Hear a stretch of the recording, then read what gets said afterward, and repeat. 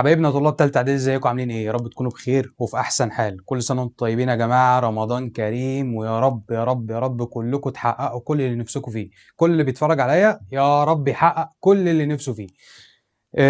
الحمد لله خلصنا الحصه الاولى في الترم الثاني وشرحنا شرح تفصيلي، حلينا اجزاء كتيره جدا، حلينا كل الافكار تقريبا اللي بتيجي على الدرس الاول، وبرضه حلينا اسئله اكسترا في فيديو الهوم ورك. حلينا اسئله كتير جدا جت في امتحانات السنين اللي فاتت، كان ممكن تتفرج عليها بعد ما تخلص الحصه، كان ممكن تفتح فيديو الهوم ورك، كنت بحل اسئله كتير جدا جت في اسئله امتحانات السنين اللي فاتت.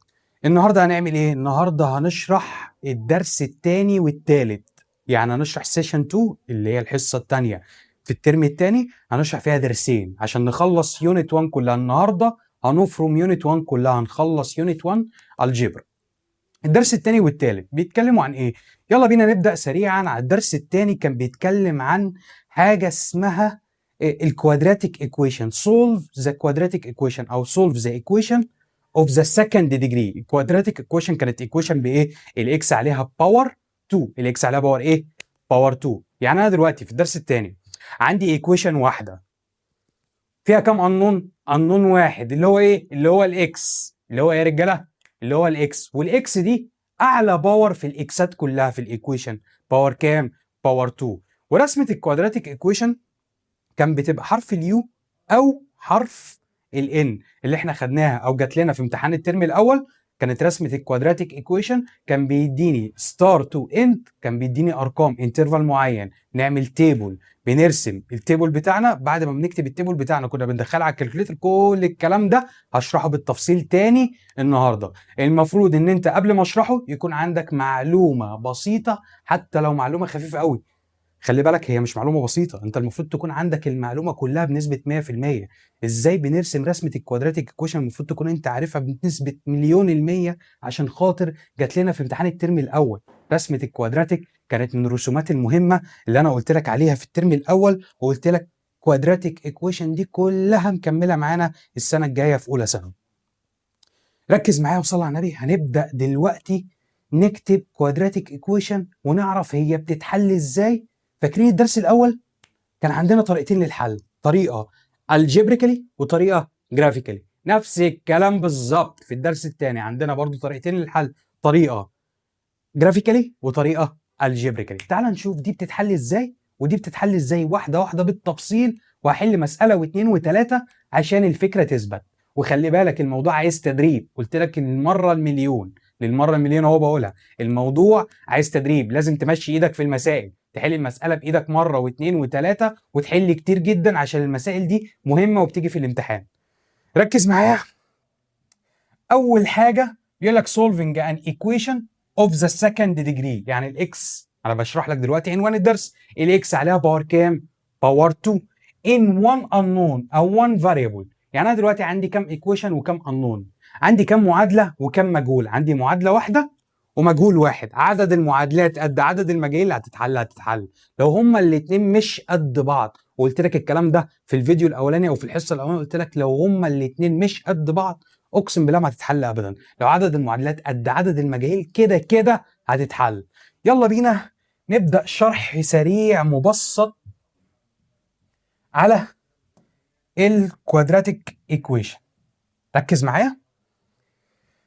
لو انا عندي ايكويشن، تعال نكبر القلم شويه اهو. بص بقى ركز معايا. x باور 2 بلس x بلس 5 equal 0. هسألك سؤال ترد عليا. الايكويشن اللي قدامنا دي فيها كام انون؟ انون وحيد اللي هو ايه؟ اللي هو الاكس. هي كام ايكويشن اصلا اللي مكتوبه قدامك؟ هي ايكويشن واحده فيها انون واحد، كده كده هتتحل. عندنا طريقتين للحل. عندنا كام طريقه للحل يا اخواتي؟ طريقتين للحل. ايه هما؟ طريقه جرافيكالي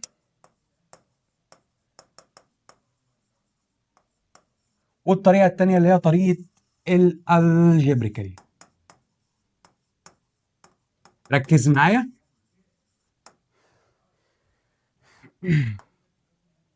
طريقه الجرافيكال يا اخواتي،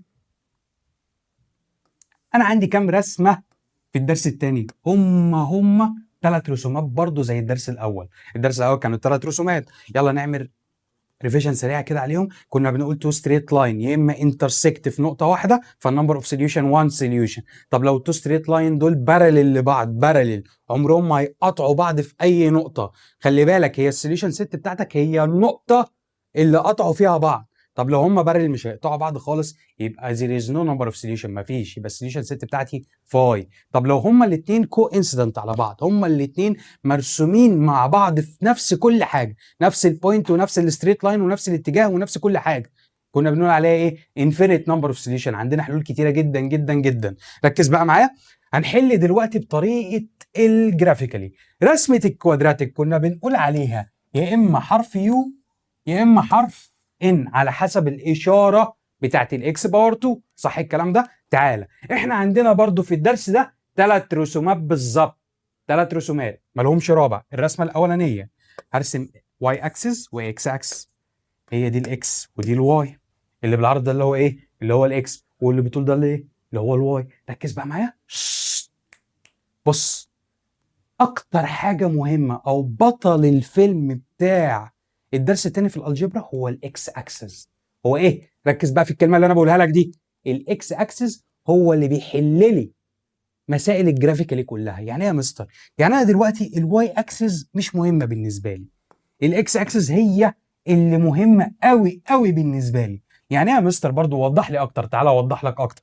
بص ركز معايا. دلوقتي انا لو رسمت رسمه حرف يو اهي، عشان اجيب السوليوشن ست بتاعتي هشوف الكيرف ده قطع الاكس اكسس في كام نقطه. شوف الكيرف ده قطع الاكس اكسس في كام ايه؟ كام نقطه. ماليش دعوه بالواي، اللي هي دعوه بالايه؟ بالاكس. اهم حاجه عندي الاكس اكسس. هشوف الرسمه دي او الكيرف ده قطع الاكس اكسس في كام نقطه. ثانيه واحده كده، تعالى ركز معايا. اهي البوينت دي قطعت الاكس اكس والبوينت دي قطعت الاكس اكس. يبقى انا كده السوليوشن ست بتاعتي هي البوينت دي والبوينت دي جوه السوليوشن ست بتاعتي. يعني ايه يا مستر؟ يعني لو البوينت دي ب 2 والبوينت دي بنيجاتيف 1 يبقى السوليوشن ست بتاعتي ايه؟ نيجاتيف 1 و2. يبقى انا ببص على الاكس اكسس ولا الواي اكسس؟ ببص على الاكس اكسس. ليه دعوه بالواي؟ ماليش دعوه بالواي. طب الاكس اكسس، الكيرف قطع الاكس اكسس في نقطتين، يبقى انا كده عندي كام سوليوشن؟ 2 سوليوشن. يبقى النمبر اوف سوليوشن 2 سوليوشن. ركز بقى معايا. طب السوليوشن ست بتاعتي هي ايه؟ هي النقط اللي قطع عندها الاكس. انهي بوينت وانهي بوينت؟ بوينت نيجاتيف 1 وايه؟ و2. دي اول رسمه او اول نوع من الرسومات اللي عندنا. يلا نخش على النوع الثاني من الرسومات. برضو نفس الكلام، هرسم اكس اكسس واي اكسس. ادي اكس اكسس اهي وادي واي اكسس.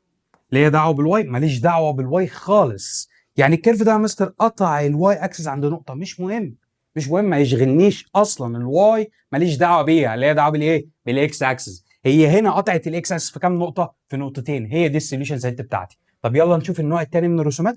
تعال ركز معايا. هرسم كيرف كده اهو.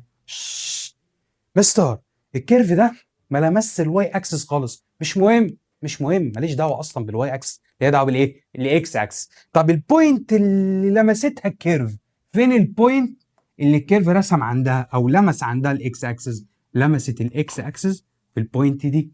يبقى انا كده الكيرف ده رسم الاكس اكسس في كام بوينت او قطعت الاكس اكسس عند كام بوينت؟ هي بوينت واحده. شايف البوينت دي؟ هي السوليوشن ست بتاعتك. يعني ايه؟ يعني لو البوينت دي سي مثلا ب 2 يبقى السوليوشن ست بتاعتي ايه؟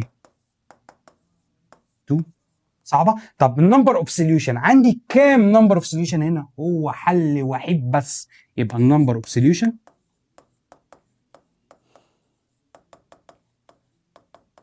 1 سوليوشن. طيب النوع الثالث من الرسومات، وعايزك تركز معايا، انا بعمل سمري سريعه جدا جدا جدا على الدرس الثاني، وهبدا احل مساله واثنين وثلاثه لحد ما الفكره ما تثبت في دماغك. تعال ركز معايا. بص بقى، النوع الثالث من الرسومات هرسم برضو اكس وهرسم واي. سؤال، الواي يفرق معايا في اي حاجه ولا يفرق معايا في اي حاجه؟ ايه اللي بيفرق معايا؟ الاكس اكسس. اشوف الكيرف لمس الاكس اكسس في كام نقطه، والنقط اللي لمس فيها الكيرف هو ده السوليوشن سيت بتاعتي. طب اسالك سؤال، كيرف اهو، الله ايه ده يا مستر؟ ده لا لمس الاكس ولا هو لمس الواي. هل في سوليوشن سيت هنا؟ لا. النمبر اوف سوليوشن هنا موجود؟ ما فيش نمبر اوف سوليوشن، هو اصلا ما جاش جنب الاكس، ما جاش جنبها اصلا، ما لمسش الاكس اكس. يبقى بالنسبه لي السوليوشن سيت بتاعتي فاي، يبقى السوليوشن سيت ايكوال فاي. صعبه؟ في مشكله في الكلام اللي انا بقوله ده؟ هيفرق معاه الواي اكسس؟ لا.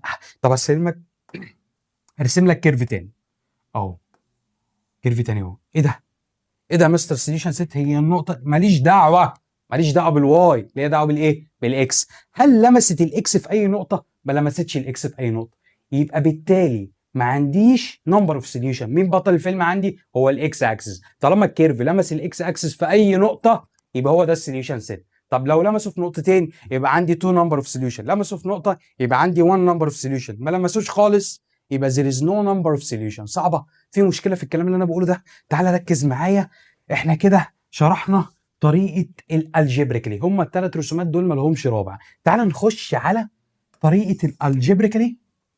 معلش انا اسف، انا شرحت طريقه الجرافيكالي، ثلاث رسومات ما لهمش رابع. ايه هي؟ الرسمه الاولانيه intersect x axis at 2 point، وبعد كده الرسمه الثانيه intersect x axis at 1 point. طب هنا ما عملتش intersect للاكس اكسس خالص. طالما ما عملتش intersect للاكس اكسس خالص يبقى السوليوشن سيت بتاعتي فاي. طب النمبر اوف سوليوشن there is no number of solution.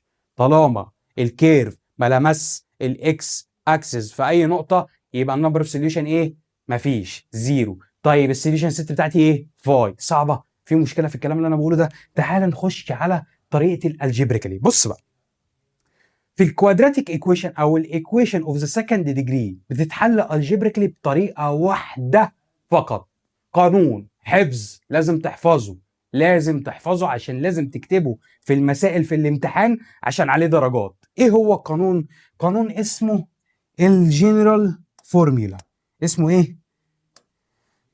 جنرال فورميلا. وركز معايا بقى عشان القانون ده مهم قوي قوي قوي قوي قوي. جنرال فورمولا، القانون بيتكتب ازاي او ايه القانون بتاع الجنرال نفسه؟ بص بقى، نيجاتيف بي بوزيتيف اور نيجاتيف روت بي سكوير ماينس 4 اي سي اوفر 2 اي. يعني ايه يا مستر؟ يعني ايه يا مستر؟ يعني انا هحفظ كل ده؟ اه يا حبيبي هتحفظ كل ده، لان الموضوع اصلا مش صعب، الموضوع سهل. نيجاتيف بي بوزيتيف اور نيجاتيف روت بي سكوير ماينس 4 اي سي اوفر 2 اي. خلي بالك القانون ده مهم، مكمل معاك السنه الجايه واللي بعديها واللي بعديها، لازم تكون انت عارفه. ايه قانون الجنرال فورمولا؟ هو ده نيجاتيف بي بوزيتيف اور نيجاتيف روت بي سكوير ماينس 4 اي سي اوفر 2 اي. انا عايزك توصل للليفل انك انت بتسمعه سريعا زي اسمك، اتفقنا؟ لازم لازم لازم تحفظ القانون ده زي اسمك بالظبط، لان القانون ده عليه درجه في الامتحان. يعني وانت بتحل مسائل الكوادراتيك ايكويشن الجبريكالي لازم تكتب له القانون ده عشان القانون ده عليه ايه؟ عليه درجه في الامتحان. ركز بقى معايا. مستر ماشي انا حفظت القانون بس انا مش فاهم يعني ايه وايه البي وايه السي وايه الكلام ده كله يا مستر، عشان انا تهت منك. واحده واحده تعال اشرح لك هو ايه الايه وايه البي وايه السي. احنا كل اللي احنا بنعمله بنشيل الايه نحط مكانها القيمه بتاعتها، ونشيل البي نحط مكانها القيمه بتاعتها، ونشيل السي نحط مكانها القيمه بتاعتها. طب هم ايه اصلا يا مستر عشان احطهم؟ تعال اشرح لك واحده واحده بالتفصيل، واهدى على نفسك شويه. بص بقى، شايف الايكويشن دي؟ الايه هو الرقم اللي جنب الاكس باور 2. هو الرقم ايه؟ خلي بالك انت لازم تكون بتسجل ورايا الكلام ده. الايه هو الرقم اللي جنب الاكس باور 2. يعني ايه يا مستر الكلام ده؟ تعال اشرح لك. فين الاكس باور 2 اهي؟ مين الرقم اللي جنبها اللي لازق فيها؟ 1، يبقى الايه ايكوال 1. طب البي هو الرقم اللي جنب الاكس، هو الرقم ايه؟ اللي جنب الاكس. طب مين الاكس اهي؟ مين الرقم اللي جنبها؟ 1 برضه. طب السي هو الرقم اللي مش جنبه اكسات خالص، او الرقم اللي واقف لوحده، الفري تيرم. هو ايه بقى الفري تيرم او الرقم اللي مش جنبه اكسات خالص؟ الفايف. وخلي بالك بناخد الرقم بالاشاره بتاعته، يعني لو الفايف دي اشارتها نيجاتيف هنكتب نيجاتيف 5. صعبه؟ في مشكله في الكلام اللي انا بقوله ده؟ تعالى ناخد اكزامبل تاني، وخلي بالك بعد ما بطلع الاي والبي والسي ابدا اعوض في القانون. بص بقى يا صديقي، صلي على النبي وركز معايا في الحته اللي انا هقولها دي عشان مهمه قوي. بص بقى، ما ينفعش اطلع A و B و C كده على طول، في شرط معين. ايه هو الشرط؟ لازم تكون الايكويشن ايكوال زيرو. لازم تكون الايكويشن ايه؟ ايكوال زيرو. يعني ايه يا مستر الكلام ده؟ تاني تعالى اشرح لك. هسألك سؤال، هي الايكويشن دي في الاخر ايكوال زيرو؟ اه يا مستر ايكوال زيرو. يبقى وضعك يسمح لك تطلع A و B و C. طب لو هي مش ايكوال زيرو اطلع A و B و C على طول؟ لا، لازم تكون ايكوال زيرو. طب يا مستر اعمل ايه؟ طب الايكويشن قدامي مش ايكوال زيرو، اعمل ايه؟ خليها ايكوال زيرو. خليها ايكوال زيرو. يعني ايه يا مستر بمزاجي؟ اه بمزاجك يا حبيبي. انت كده كده هتعدل فيها وتخليها ايكوال زيرو عشان ما ينفعش تطلع A وB وC غير لما تكون الايكويشن ايكوال زيرو. يعني ايه يا مستر الكلام ده؟ تعالى اشرح لك واحده واحده بالتفصيل. ركز معايا. هكتب لك ايكويشن ايه؟ 2x باور 2 بلس 3x equal 5. يعني ايه؟ يعني ايه يا مستر؟ ركز بقى معايا. انا هبت اي ايكويشن، هبت اي واحده. بص بقى، عايز اطلع A و B و C. واحد اهبل هيخش يطلع ال A وال B وال C. ال A equal 2، ال B equal 3، ال C equal 5. غلط غلط. لازم اخلي الايكويشن ايكوال زيرو. هسألك سؤال، هل الايكويشن اللي قدامي دي ايكوال زيرو؟ لا، اخليها ايكوال زيرو الاول عشان ما ينفعش اطلع A و B و C. خلي بالك، ما ينفعش اطلع A و B و C غير لما تكون الايكويشن ايكوال زيرو. اخليها ايكوال زيرو ازاي؟ بكل بساطه، هودي دي الناحيه الثانيه بعكس الاشاره. هي اشارتها كانت بوزيتيف، اخليها الناحيه الثانيه بعكس الاشاره. 2x باور 2 تنزل زي ما هي بلس 3x. دي هتروح الناحيه الثانيه بعكس الاشاره، كانت بوزيتيف. لما الرقم بيعدي الايكوال بيقلب نيجاتيف، غيرت الاشاره بتاعته. سؤال، هل الايكويشن هنا ايكوال زيرو؟ اه ايكوال زيرو، صح. يبقى وضعك يسمح لك انك انت تطلع A و B و C. يبقى ما ينفعش اطلع A و B و C غير لما تكون الايكويشن ايكوال زيرو. في مشكله في الكلام اللي انا بقوله ده؟ تعالى بقى نشوف للمره الثانيه اطلع A و B و C ازاي. ال A هو الرقم اللي جنب الاكس باور 2. فين الرقم اللي جنب الاكس باور 2؟ 2. البي هو الرقم اللي جنب الاكس. فين الرقم اللي جنب الاكس؟ ايه 3. السي هو الرقم اللي مش جنبه اكسات خالص. مين الرقم اللي مش جنبه اكسات خالص؟ 5. غلط غلط، مش 5. ايه يا مستر؟ ما ال5 مش جنبه اكسات. خلي بالك، انت لسه قايل لك من شويه ما ينفعش اخد الرقم لوحده، لازم اخد الرقم بالاشاره بتاعته. اخد الرقم بالايه؟ الاشاره بتاعته. طيب ماشي يا مستر، بالراحه يا مستر. 5 اشارتها ايه؟ نيجاتيف، يبقى نيجاتيف 5. للمرة المليون بنبهك، اوعى تاخد الرقم لوحده، لازم تاخد الرقم بالإشارة بتاعته. لو هو إشارته نيجاتيف أحطها نيجاتيف. وخلي بالك، هي دي الحاجات اللي انتوا بتقعوا فيها في الامتحان. تشرب كوباية شاي، كوباية شاي ايه؟ اشرب بق شاي واحد بس ونكمل.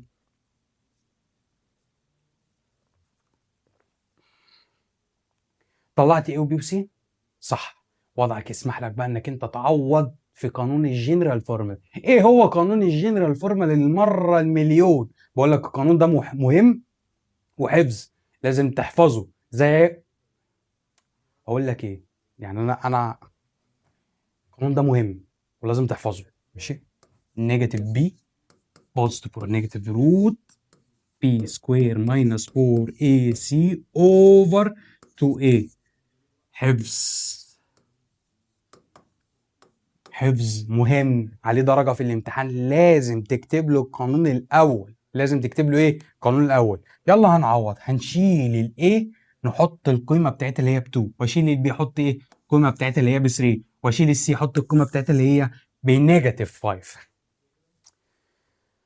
كده أنا شرحت الدرس التاني كله شرح تفصيلي، وهبدأ أحل مسائل جرافيكالي ومسائل الجبريكالي عشان خاطر نتدرب على أنواع المسائل كلها. صلى على النبي وركز معايا. تعال نشوف المسائل في الدرس ده بتيجي ازاي. يلا بينا نشوف النوع الاول من مسائل الجرافيكالي. انا قلت لك عندي كام طريقه للحل؟ طريقتين، طريقه جرافيكالي وطريقه الجبريكالي. جرافيكالي عندي كام رسمه؟ 3 رسومات كوادراتيك، يا اما يقطع الاكس اكسس في نقطتين، يا اما يقطع الاكس اكسس في نقطه واحده، يا اما ما يقطعش الاكس اكسس خالص. ليه علاقه بالواي اكسس؟ لا، ماليش علاقه بالواي اكسس تماما، ليه علاقه بايه؟ الاكس اكسس اللي هو عامل كده. طب طريقه الالجبريكلي بيتحل بقانون وحيد، ايه هو؟ الجنرال فورمولا. ايه هو قانون الجنرال فورمولا؟ نيجاتيف بي بوزيتيف اور نيجاتيف روت بي سكوير ماينس 4 اي سي اوفر 2 اي. لازم تكون انت بتكتب ورايا الكلام ده عشان الكلام ده مهم، والقانون ده حفظه مهم جدا للمره المليون، بقول لك اهو. طيب اطلع A وB وC ازاي على طول؟ لا، لازم تكون الايكويشن ايكوال زيرو. لو الايكويشن ايكوال زيرو اطلع A وB وC. طب لو الايكويشن نوت ايكوال زيرو او مش ايكوال زيرو اعمل ايه؟ اخليها ايكوال زيرو الاول، الرقم اللي بعد الايكوال ادخله جوه بعكس الاشاره بتاعته، بعد كده اطلع A وB وC. واحنا قلنا الاي هو الرقم اللي جنب الاكس باور 2، البي هو الرقم اللي جنب الاكس، السي هو الرقم اللي مش جنبه اكسات خالص. صعبه؟ في مشكله في الكلام اللي انا بقوله ده؟ يلا بينا نبدا نحل. اول حاجه قطع الكيرف قطع الاكس اكسس في نقطتين، فبنقول عليها ايه؟ انترسكت الاكس اكسس ات 2 بوينت. طب لو قطع في نقطه واحده، انترسكت الاكس اكسس ات 1 بوينت. قطعش الاكس اكسس خالص، يبقى doesn't intersect x axis، يبقى there are no solution in R، والسوليوشن ست بتاعتي فاي. في مشكله في الكلام اللي انا بقوله ده؟ تعال نخش على مساله واحده واحده كده، ركز بقى معايا. بص بقى،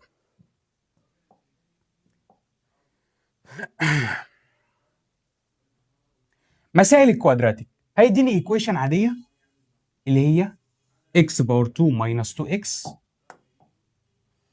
مش عارف الشاشه معلقه ليه، x باور 2 ماينس 2x ماينس 3 ايكوال 0، ومديني الانترفال بتاعي. لو فاكر من الترم الاول مسائل الكوادرات بتترسم ازاي، مديني انترفال، ده الستارت بتاعي وده الاند بتاعي. يعني انا من الاخر كده بعمل تيبل، بعمل ايه؟ بعمل جدول. الجدول بتاعي اهو اكس واي او اف اوف اكس. ابدا من فين؟ نيجاتيف 2، بعد كده نيجاتيف 1، بعد كده 0، بعد كده 1، بعد كده 2، بعد كده 3، بعد كده اخر حاجه 4. صعبه؟ في مشكله في الكلام اللي انا بقوله ده؟ طيب اكمل الجدول ازاي؟ انا علمتك من الترم الاول استخدم الكالكوليتر، لو انت مش عايز تستخدم الكالكوليتر تعالى اقول لك ازاي. هتشيل الاكس مره تحط مكانها نيجاتيف 2، واشيل الاكس دي احط مكانها نيجاتيف 2، اشيل كل اكس احط مكانها ايه؟ نيجاتيف 2، اطلع قيمه الواي. في مشكله في الكلام ده؟ يعني انا من الاخر هسمي دي اف اوف اكس ايكوال اكس باور 2 ماينس 2 اكس ماينس 3. طبعا اف اوف اكس اللي هي ايه؟ اللي هي الواي. هشيل كل اكس احط مكانها نيجاتيف 2. وطبعا الطريقه دي طويله قوي ومش هنخلص في الامتحان، علمتها لك بالكالكوليتر بخطوه واحده. مود تيبل، تيبل ساعات في بعض الكالكوليتر ممكن تبقى رقم 7 او رقم 4 او 3 مش فاكر. بعد كده مود تيبل، هيقول لك الستارت بتاعتك، هيقول لك اول حاجه هيقول لك اكتب الايكويشن. ايه هي الايكويشن؟ اللي هي دي اكس باور 2 ماينس 2 اكس ماينس 3. طب الاكس بتتكتب ازاي على الكالكوليتر؟ زرار الالفا اللي هو جنب زرار الشيفت، بعد كده اقفل البراكت، هتتكتب اكس واعملها باور 2 عادي. تعال نشوف واحده واحده بالكالكوليتر هنكتبها ازاي. تعال اهي الكالكوليتر بتاعتي اهي، ركز بقى معايا. ادوس على ايه؟ زرار المود. فين زرار المود؟ اهو. انا تيبل عندي رقم 7 اهي، نمبر 7 قدامك ايه لو انت عايز تبص هنا 7. يا دي النيله الزرقاء 7.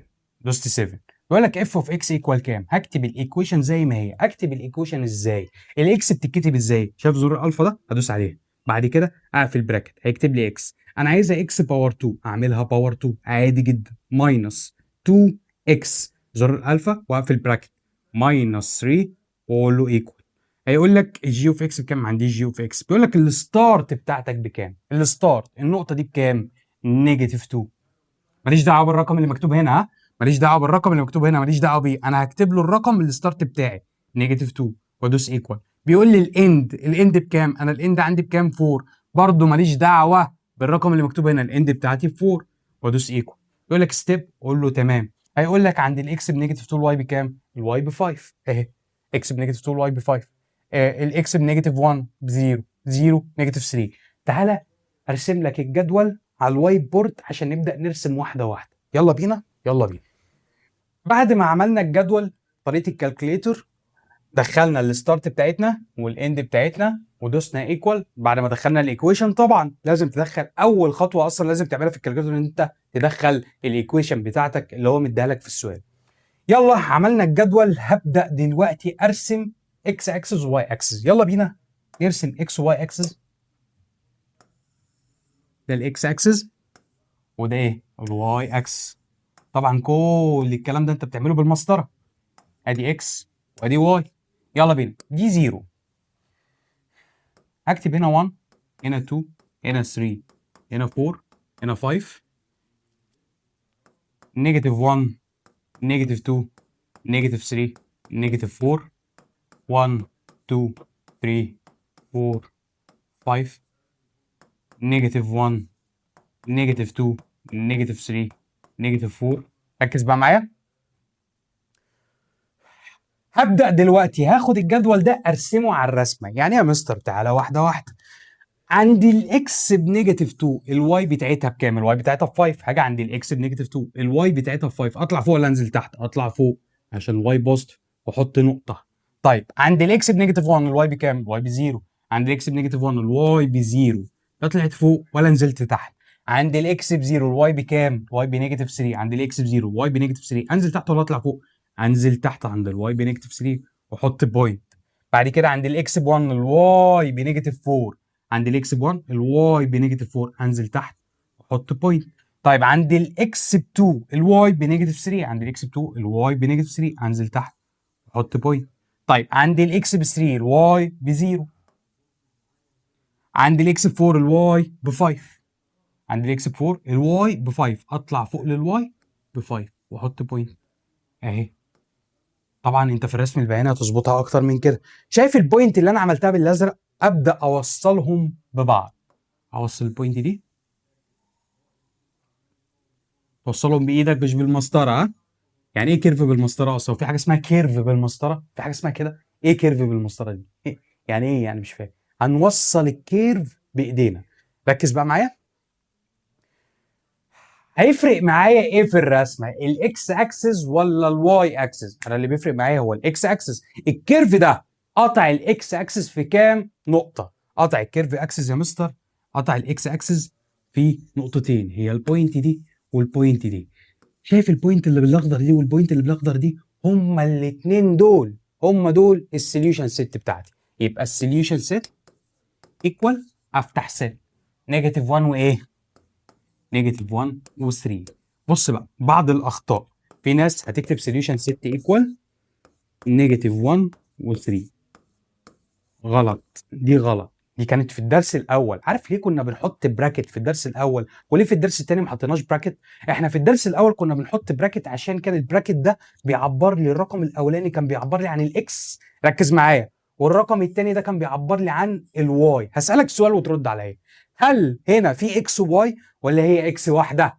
هي اكس واحده. هي ايه؟ هي الايكويشن كلها ما فيهاش غير اكس. يبقى انا بالنسبه لي لما اكتب سوليوشن سيت ما احطش براكت. ليه؟ عشان انا ما عنديش غير اكسات. طب في الدرس الاول كنت بحط براكت ليه؟ عشان كان في اكس وكان في واي. صعبه؟ في مشكله في الكلام اللي انا بقوله ده؟ طيب يبقى دي غلط. ايه الصح؟ سوليوشن 6 نيجاتيف 1 و3 من غير ما احط براكت، لان البراكت ده كان بيعبر لي عن رقم للاكس ورقم لايه؟ للواي. طب انا هنا ما حطيتش براكت ليه؟ عشان الرقمين بيعبروا لي عن ايه؟ بيعبروني عن الاكس. بيعبروا لي عن الاكس. صعبه؟ في مشكله في الكلام ده؟ ركز بقى معايا. انا كده خلصت الرسمه الاولانيه وخلصت السؤال الاول، بس هسالك سؤال وترد عليا. النمبر اوف سوليوشن عندي ايه؟ نمبر اوف سوليوشن تو سوليوشن. ليه تو سوليوشن؟ عشان هو قطع الاكس اكسس في نقطتين. يلا بينا نخش على مساله كمان عشان نتدرب عليها مره واثنين وثلاثه. يلا بينا مساله تاني، مساله تاني اهي. ادي الجدول اهو 3 ونيجاتيف 1 او نيجاتيف 1 و3، ممكن تكتبها كده او كده مش فارقه. وادي الرسمه قطعت عند ال1 وقطعت عند ايه؟ النيجاتيف 1 قصدي وعند 3. صعبه؟ في مشكله في الكلام ده؟ يلا بينا نخش على نوع تاني او مساله تانيه. يلا بينا. بص بقى المساله التانيه نفس الكلام بالظبط. نفس الكلام بالظبط يا مستر. دي الستارت بتاعتي ودي الاند بتاعتي. اعمل تيبل. التيبل ده بيبدا من فين؟ ادي اكس وادي واي. بيبدا من نيجاتيف 5 نيجاتيف 5 نيجاتيف 4 نيجاتيف 3 نيجاتيف 2 نيجاتيف 1 0 1. كده خلصت. نكتب بقى الواي او الاف اوف اكس بالكالكليتر. يلا نجيب الكالكليتر بتاعتنا. يلا بينا. اول حاجه الكالكليتر قدامك ايه؟ ادوس على مود ايكويشن. ثانيه واحده حركها قدامك. لا اله الا الله، مش عايز تتحرك. ما علينا. اهي مود ايكويشن. فين الايكويشن؟ اهي نيجاتيف اكس باور 2. الاكس بتتكتب ازاي؟ زرار الالفا. انت بص قدامك، هي واضحه قدامك هنا اكتر. زرار الالفا، بعد كده اقفل براكت، بعد كده اعمل باور 2 ماينس 4 اكس. 4 اكس. الاكس بكتبها ازاي؟ برضه زرار الالفا واقفل براكت. انا بعملها مره قدامك، مره واثنين وثلاثه عشان المعلومه تثبت في دماغك. بعد كده ماينس 4 وادوس ايكوال. جي اوف اكس ما عنديش جي اوف اكس. بيقول لك الستارت بتاعتك، الستارت بكام؟ نيجاتيف 5. اكتب له يا مستر او يا كالكليتر الستارت بتاعتي بنيجاتيف 5 وماليش دعوه بالرقم ده. نيجاتيف 5. بيقول لي الاند بكام؟ الاند عندي بكام؟ 1. ادي له 1. يقول لك ستيب، قول له ايكوال. جاب لك التيبل بتاعك عند الاكس بنيجاتيف 5، الاف اوف اكس بتاعتها نيجاتيف 9. برضو يلا بينا نروح للوايت بورد واعمل لك الجدول ونبدا نرسم واحده واحده بالتفصيل قدام عينك. يلا بينا. يلا بينا. بعد ما عملنا الجدول بتاعنا على طريقه الكالكليتور وطلعنا الجدول ده، بص بقى. هبدا دلوقتي احط البوينتس بتاعتي على الاكس واي اكس ونشوف قطعت الاكس اكسس في كام نقطه. انا ما بيفرقش معايا الواي، اللي بيفرق معايا ايه؟ الاكس اكسس. يلا بينا. عندي الاكس بنيجاتيف 5، الواي بكام؟ نيجاتيف 9. فين الاكس بنيجاتيف 5؟ اهي. الواي بنيجاتيف 9. انزل تحت لحد النيجاتيف 9 واحط ايه؟ احط بوينت. مش عارف هي ظبطت كده ولا ما ظبطتش، انك انت لازم ترسم في جراف. يلا بينا. عند الاكس بنيجاتيف 4، الواي كام؟ نيجاتيف 4. اكس بنيجاتيف 4، الواي بنيجاتيف 4 اهي. حط بوينت. طيب عند الاكس بنيجاتيف 3، الواي نيجاتيف 1. نيجاتيف 3 نيجاتيف 1 واحط بوينت هنا. عند الاكس بنيجاتيف 2، الواي بكام؟ 0. حط بوينت هنا. عند الاكس بنيجاتيف 1، الواي بنيجاتيف 1. اكس بنيجاتيف 1، الواي بنيجاتيف 1. البوينت هنا اهي. طيب عند الاكس بزيرو، الواي نيجاتيف 4. 0، الواي بنيجاتيف 4. البوينت هنا. عند الاكس ب1، الواي بنيجاتيف 9. انزل انزل انزل تحت لحد النيجاتيف 9. يلا بينا نوصل البوينتس دي ببعض. اهي اهي.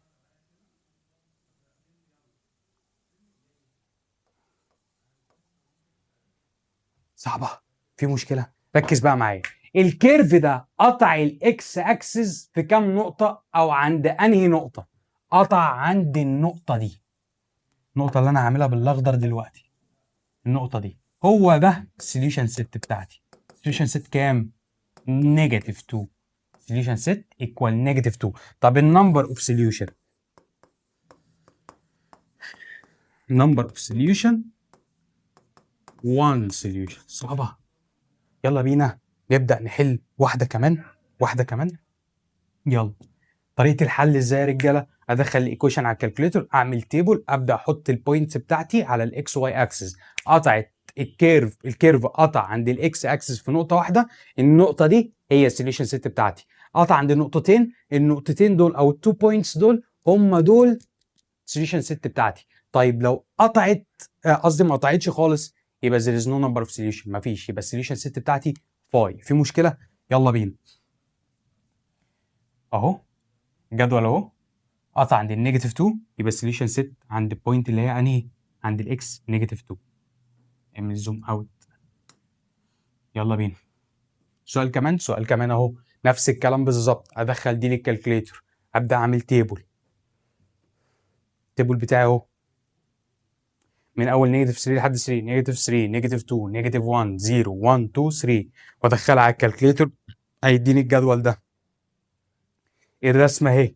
هتقطع عند الواي اكسس عند 2. تفرق معايا اصلا الواي اكسس؟ الواي اكسس بتفرق معايا؟ ما بتفرقش معايا. اهم حاجه قطعت الاكس اكسس في كام نقطه. هسالك سؤال وترد عليا. بص معايا كده. الكيرف ده لمس الاكس اكسس في اي نقطه؟ لا. يبقى السوليوشن ست بتاعتي ايه؟ صح، باي. تعال نبص كده، سوليوشن ست ايكوال باي. يلا بينا نبدا نخش. يعني المفروض ان انت بتحل دلوقتي، لازم تحل دلوقتي بايدك، حل المساله دلوقتي بايدك وابدا اتفرج على الحل بتاعك، شوفه صح ولا غلط. يلا بينا. بيقول لك جراف ذا فانكشن مش عارف ايه تيكينج، مديني ستارت، الستارت بتاعتي بكام؟ الستارت نيجاتيف 4 والاند ب 2. يلا بينا. هعمل الستارت اهو، هعمل التيبل بتاعتي، التيبل بتاعي قصدي، ادي اكس وادي اف اوف اكس او واي مش فارقه. من اول نيجاتيف 4، بعد كده نيجاتيف 3، بعد كده نيجاتيف 2، نيجاتيف 1، 0، 1، 2. ابدا ادخل الكلام ده للكالكليتر. يلا بينا. فين الكالكليتر بتاعتي؟ اهي. همسك الكالكليتر كده اهو، هدخل له الايكويشن بتاعتي اللي هي انهي؟ اكس باور 2 بلس 2x ماينس 3. يلا بينا. x باور 2 زر الالفا واقفل براكت باور 2. بعملها مره قدامك واثنين وثلاثه، بعملها كذا مره عشان لما تجي لك في الامتحان تستخدم الكالكوليتر على طول. بلس 2x ماينس 3 وادوس ايكوال، هيطلب مني جي اوف اكس، ما عنديش جي اوف اكس، هيطلب مني الستارت، الستارت بتاعي فين؟ نيجاتيف 4. الاند بتاعتي 2 وادي له ايكوال ايكوال، اداني التيبل بتاعي عند النيجاتيف 4 الاف اوف اكس 5. يلا بينا على الوايت بورد نعمل التيبل ونبدا نرسم الرسمه مع بعض واحده واحده. يلا بينا. بعد ما عملنا الجدول على الوايت بورد ورسمنا الاكس والواي اكسس، دي الاكس ودي الواي، وللمره المليون بقول لك ما بيفرقش معايا الواي، بيفرق معايا الاكس اكسس. يلا بينا نرسم التيبل ده على الرسمه. نيجاتيف 4 عند الاكس بنيجاتيف 4، الواي بكام؟ عند الاكس بنيجاتيف 4 الواي بتاعتها ب 5. هطلع فوق ولا انزل تحت؟ هطلع فوق عشان الواي بوزيتيف اهي، واعمل بوينت هنا. يلا تاني، عند الاكس بنيجاتيف 3 الواي بزيرو، عند الاكس بنيجاتيف 3 الواي بزيرو، وحط بوينت هنا. عند الاكس بنيجاتيف 2 الواي بنيجاتيف 3، اكس بنيجاتيف 2 الواي بنيجاتيف 3، افضل انزل انزل انزل تحت لحد الواي ايه؟ بنيجاتيف 3 هنا. عند الاكس بنيجاتيف 1 الواي بنيجاتيف 4، افضل انزل انزل انزل لحد النيجاتيف 4 هنا واحط بوينت. عند الاكس ب 1 لسه الزيرو، عند الاكس بزيرو الواي نيجاتيف 3، عند الاكس بزيرو الواي بنيجاتيف 3، حط بوينت هنا. عند الاكس ب 1 الواي بزيرو، حط بوينت هنا. عند الاكس ب 2 الواي ب 5، عند الاكس ب 2 الواي ب 5، اطلع فوق للواي ب 5 واحط بوينت. اوصل البوينتس دي ببعض. يلا بينا نوصل. يلا بينا اهو، البوينت دي البوينت دي. يلا بينا. خلصت الرسمه بتاعتي. بص بقى السوليوشن ست بتاعتي، ايه البوينتس او ايه النقط بتاعت الاكس اللي الكيرف قطع عندها؟ هي البوينت دي والبوينت دي. مين ومين؟ عند الاكس بنيجاتيف 3 وعند الاكس بكام؟ 1. يبقى السوليوشن ست ايكوال نيجاتيف 3 1. سؤال، احط براكت؟ لا. ليه؟ عشان انا بتكلم على الاكسات بس، يعني ما فيش في الموضوع اكس وواي، عشان كده ما حطيتش براكت، حطيت ست بس. صعبه؟ يلا بينا. طيب النمبر اوف سوليوشن، يبقى النمبر اوف سوليوشن 2 سوليوشن. خلصنا طريقه الجرافيكالي. هبدا دلوقتي احل مساله واثنين وثلاثه واربعه على طريقه الالجبريكالي، عشان مهمه تيجي في الامتحانات كتير. لازم تكون مركز معايا. يلا طريقه الالجبريكالي. بص بقى، احنا قلنا في الكوادراتيك ايكويشن الالجبريكالي بتتحل بكام طريقه؟ هي طريقه واحده، قانون واحد. ايه هو القانون؟ اللي هو قانون الجنرال فورمولا. ايه قانون الجنرال فورمولا؟ نيجاتيف بي بوزيتيف اور نيجاتيف روت بي سكوير ماينس 4 اي سي. وقلت لك القانون ده حفظ ومهم جدا، اوفر ال 2 اي. طيب الاي والبي والسي بجيبها ازاي؟ الاي هو الرقم اللي جنب الاكس باور 2، والبي هو الرقم اللي جنب الاكس، والسي هو الرقم اللي مش جنبه اكسات خالص. ينفع يا مستر اطلع A وB وC على طول؟ لا، لازم تكون الايكويشن ايكوال زيرو. طب لو هي مش ايكوال زيرو اخليها ايكوال زيرو عشان اطلع A وB وC. شايفين بقى علامه البوزيتيف اور نيجاتيف دي اهي؟ مره هعمل القانون واحط هنا بلس، ومره في الكالكوليتر احط ماينس، يعني نفس الكلام اللي مكتوب احط مره بلس ومره احط ماينس. صعبه؟ في مشكله؟ عشان خاطر اطلع تو سوليوشن سيت، اجابتين للاكس، ممكن تطلع اجابه واحده. يلا نشوف، هنحل كذا مساله. يلا بينا. الاي ده الكلام اللي مكتوب عندك في الكتاب يا جماعه. الاي هو الرقم اللي جنب الاكس باور 2، البي هو الرقم اللي جنب الاكس، السي هو الرقم اللي مش جنبه اكسات خالص. يلا بينا. ما ينفعش تطلع A و B و C غير لما تكون المعادلة ايكوال 0. تسلم يا مستر. يلا بينا اهو. طيب example 2x باور 2 minus 3x equal negative 5. ينفع اطلع A و B و C؟ لا، اخليها equal 0 الاول. يعني ايه؟ يعني هودي الناحية، يعني اودي النيجاتيف 5 الناحية التانية بعكس الإشارة. يعني هتبقى كام؟ هتبقى كده 2x باور 2 minus 3x بلس 5 ايكوال 0. خليتها ايكوال 0؟ خليتها ايكوال 0. بعد ما اخليها ايكوال 0 اطلع الاي. الاي هو الرقم اللي جنب الاكس اللي هو بكام؟ 2. والبي هو الرقم اللي جنب الواي. باخد الرقم مش اللي جنب الواي، اللي جنب الاكس بس، باخد الرقم بالاشاره بتاعته بكام؟ نيجاتيف 3. بعد كده السي هو الرقم اللي مش جنبه اي حاجه خالص. يلا بينا نبدا نحل مساله واثنين وثلاثه ونتدرب. الموضوع عايز تدريب. المساله اللي احلها توقف الفيديو وتحلها تاني لوحدك. اتفقنا؟ يلا بينا. يلا بينا نحل أول سؤال algebraically على الكوادراتيك equation. يلا بينا. يلا بينا. بيقول لك find in R the solution set of مش عارف ايه، ومديني equation عادية اهي، عايز احلها algebraically. أول حاجة أنا عندي equation اهي، الإكس عليها باور 2، يعني دي السكند ديجري، ما بتتحلش غير بطريقة واحدة اللي هي ايه؟ طريقة الجنرال فورمولا. نيجاتيف بي بوزيتيف اور نيجاتيف روت بي سكوير ماينس 4 اي سي اوفر ال 2 اي. يلا بينا. الاي اول حاجه الايكويشن ايكوال 0، ايكوال 0، يبقى وضعك يسمح لك تطلع A وبي وسي. يلا نطلع الاي. الاي ايكوال 1 والبي ايكوال 5. غلط، نيجاتيف 5. ليه؟ باخد الرقم بالاشاره بتاعته. البي هو الرقم اللي جنب الاكس، الاكس اهي، الرقم اللي جنبها نيجاتيف 5. السي نيجاتيف 6. يلا بينا نبدأ نعوض تعويض مباشر في القانون بتاع الجنرال فورمولا. يلا بينا يا مستر. يلا. نيجاتيف بي، البي بكام؟ النيجاتيف بتاعت القانون اهي، البي بكام؟ نيجاتيف 5. افتح براكت واكتب نيجاتيف 5 بلس مره بلس ومره ماينس روت بي سكوير نيجاتيف 5 باور 2 ماينس 4 ملتبلاي الاي، طبعا 4 اي سي يعني 4 ملتبلاي اي ملتبلاي سي. 4 ملتبلاي اي، الاي بكام؟ الاي ب 1 ملتبلاي السي بكام؟ نيجاتيف 6 اوفر 2a. 2a يعني 2 ملتبلاي الاي، 2 ملتبلاي الاي بكام؟ الاي ب 1. ادخل الكلام ده كله على الكالكوليتر. طبعا انا بجيب قيمه الاكس، برضه هجيب قيمه الاكس مره بالبلس ومره بالماينس.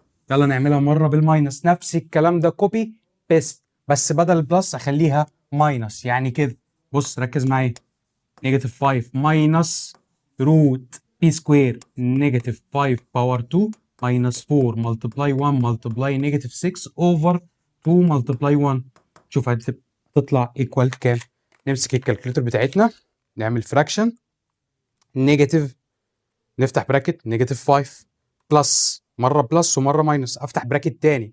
اوعى اوعى تنسى البراكت ده، اوعى تنسى البراكت ده، لو نسيته هتطلع غلط في الامتحان.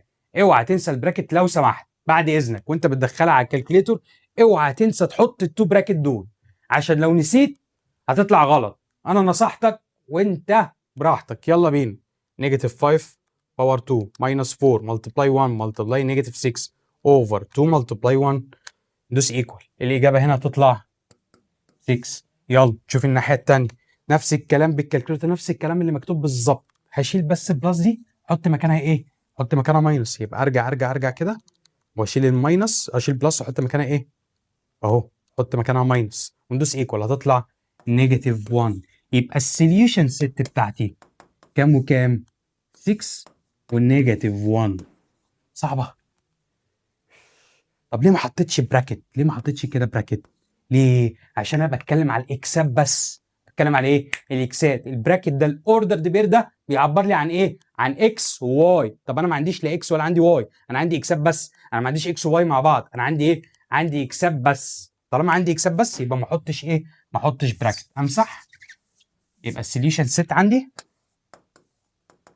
افتح براكت، افتح سيت قصدي، ونيجاتيف 1 من غير براكتس. صعبه؟ يلا بينا مساله كمان، مساله كمان. ثبت الفكره اهو، 6 ونيجاتيف 1. حليت صح، كرمش ورم. يلا بينا مساله كمان اهو. find in R the solution set مش عارف ايه. يلا بينا نبدا نحل. عندي ايكويشن فيها الاكس باور 2 هتتحل بطريقه الجنرال فورمولا. اكتب القانون نيجاتيف بي بوزيتيف اور نيجاتيف روت بي سكوير ماينس 4 اي سي اوفر ال 2 ايه. وخلي بالك لازم تكتب القانون، وكل ما تحل اكتر وتتدرب بايدك كتير الموضوع عايز تدريب، عايز تحل مره واثنين وثلاثه. المساله اللي هخلصها تقفل الفيديو وتحلها تاني لوحدك بايدك. اتفقنا؟ يلا بينا. كتبت القانون خدت عليه درجه. يلا بينا نطلع A وB وC. ينفع اطلع A وB وC على طول؟ لا، لازم تكون الايكويشن ايكوال 0. سؤال، هل الايكويشن اللي قدامي دي ايكوال 0؟ لا يا مستر، هي ايكوال 1. طب اخليها ايكوال 0، يبقى لازم اخليها ايه؟ ايكوال 0. اخليها ايكوال 0 ازاي يا مستر؟ الرقم اللي موجود هنا بعد الايكوال ادخله جوه بعكس اشارته. 2x باور 2 ماينس 10x، دي اشارتها بوزيتيف، هتروح الناحيه الثانيه نيجاتيف ماينس 1 ايكوال 0. انا كده خليتها ايكوال 0. طالما الايكويشن اللي قدامي ايكوال 0 يبقى وضعك يسمح لك تطلع A وB وC. ال A هو الرقم اللي جنب الاكس باور 2، ال B هو الرقم اللي جنب الاكس، ال C هو الرقم مش جنب الاكسات خالص، الرقم اللي مش جنبه اي اكس. وخلي بالك احنا بنطلع الرقم بالاشاره بتاعته. يلا بينا. equation equal 0 اطلع A و B و C. A equal الرقم اللي جنب الاكس اللي هو بكام؟ 2.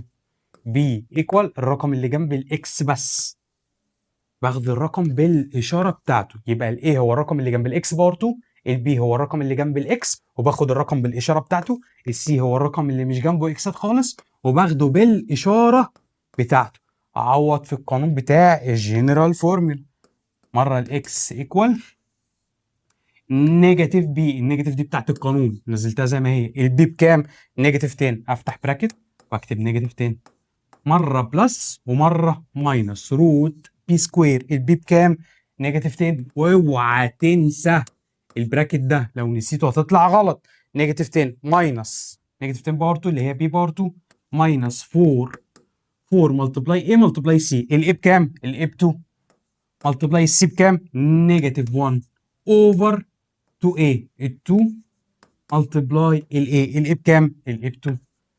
ومره كمان الاكس ايكوال، هشيل البلس دي احط مكانها ماينس نيجاتيف 10 ماينس، المره دي اشيل بقى الاكس احط، هشيل البلس واحط مكانها ايه؟ ماينس روت نيجاتيف 10 باور 2 ماينس 4 ملتبلاي 2 ملتبلاي 1 اوفر 2 ملتبلاي 2 ايكوال نيجاتيف 1. معلش انا اسف. يلا بينا امسك الكالكليتر. فراكشن نيجاتيف 10 بلس، المره دي هعمل بلس، افتح براكت نيجاتيف 10 باور 2. اوعى تنسى البراكت دول وانت بتدخل الارقام جوه الكالكليتر، وانت بتكتبها على الكالكليتر المره مليون. بقول لك يا جماعه والنبي عشان خاطري اوعى تنسى البراكت ده، هتطلع غلط. ماينس 4 ملتبلاي 2 ملتبلاي نيجاتيف 1 اوفر 2 ملتبلاي 2 وندوس ايكوال. الاجابه هتطلع، هتقول لي اجابه غريبه قوي يا مستر. ولا غريبه ولا حاجه، لا غريبه الا الشيطان. روت 3 اوفر 2. نفس الكلام هنا، شيل البلس دي، اشيل البلس دي احط مكانها ايه؟ ماينس. ارجع هتطلع نفس الاجابه بس ايه؟ هنحط ايه؟ ماينس اهي نفس الاجابه بس هنشيل دي نحط مكانها ايه؟ ماينس. يبقى السوليوشن سيت عندي ايه وايه؟ افتح ست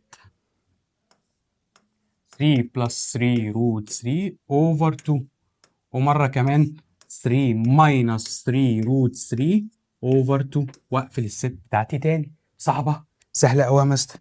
مساله كمان. يلا اهو. ما ينفعش اطلع A و B و C غير لما تكون الايكويشن ايكوال 0. وخلي بالك انت في الايكويشن اللي قدامك دي محتاج تعمل سمبليفاي. يعني ايه محتاج اعمل سمبليفاي؟ يعني في 8x مضروبه بره، 8x مضروبه في براكت. بص بقى ركز معايا. ال 8 اكس دي هتخش جوه البراكت، هتتضرب في الاكس مره وهتتضرب ايه في النيجاتيف 1. هسألك سؤال وترد عليا، ال 8 اكس دي هتتضرب في الاكس بس؟ لا. هتتضرب في النيجاتيف 1 بس؟ لا. امال ايه؟ هتتوزع عليهم هما الاثنين، هتتضرب في الاكس مره وتتضرب في النيجاتيف 1 مره. يلا بينا، يلا. 8 اكس ملتبلاي اكس، 8 اكس ملتبلاي اكس هتبقى 8 اكس باور 2. وهنا خليني اكتب لك نوتس مهمه جدا بتتلخبطوا فيها. ركز معايا يا كابتن، بص ركز معايا. لو قلت لك 8 اكس بلس، قصدي بلس 2 اكس، ومره 8 اكس ملتبلاي 2 اكس، في فرق كبير جدا بين الاثنين. ايه الفرق يا كابتن؟ بص بقى، واحده بلس واحده ملتبلاي. ايوه ما انا عارف يا حبيبي، ما انا شايف. طب دي هتطلع بكام ودي هتطلع بكام؟ بص بقى، في حاله الملتبلاي بجمع الباورات. في حاله الملتبلاي بعمل ايه في الباورات؟ بجمع الباورات. طب في حاله البلس ماليش دعوه بالباورات.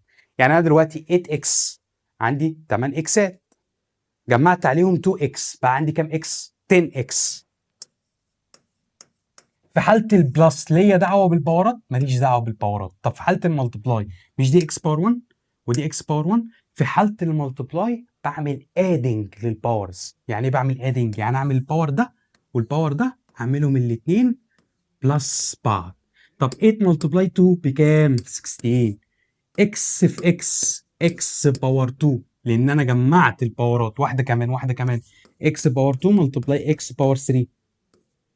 في حاله الملتبلاي بعمل ايه في الباورات؟ بجمع الباورات اعملهم بلس بعض، هيبقى اكس 3 بلس 2 5، اكس باور 5. يبقى في حاله الملتبلاي بعمل ايه في الباورات؟ بجمع الباورات. في حاله الادنج او السبتراكت ماليش دعوه بالباورات. في حاله الديفايدد بعمل ماينس للباورات. اتفقنا؟ يبقى في حاله الملتبلاي بعمل ايه في الباورات؟ عشان الحته دي مهمه وبتتلخبطوا فيها مش عارف ليه. في حاله الملتبلاي بجمع الباورات، يعني اكس باور 2 ملتبلاي اكس باور 3 هتبقى اكس باور 5. اكس باور 3 ملتبلاي اكس هتبقى اكس باور كام؟ دي باور 1. 3 1 هجمعهم مع بعض، 3 بلس 1 يبقى اكس باور 4. في مشكله؟ مفيش مشكله يا مستر. يلا نمسح الكلام ده. خلي بالك الكلام ده مهم، لازم تكون انت عارفه. 8 اكس ملتبلاي اكس، مش دي باور 1 ودي باور 1؟ جمعت الباورات، 1 بلس 1 2. طب يلا 8 اكس ملتبلاي نيجاتيف 1، نيجاتيف 8 اكس، كل الكلام ده ايكوال نيجاتيف 2.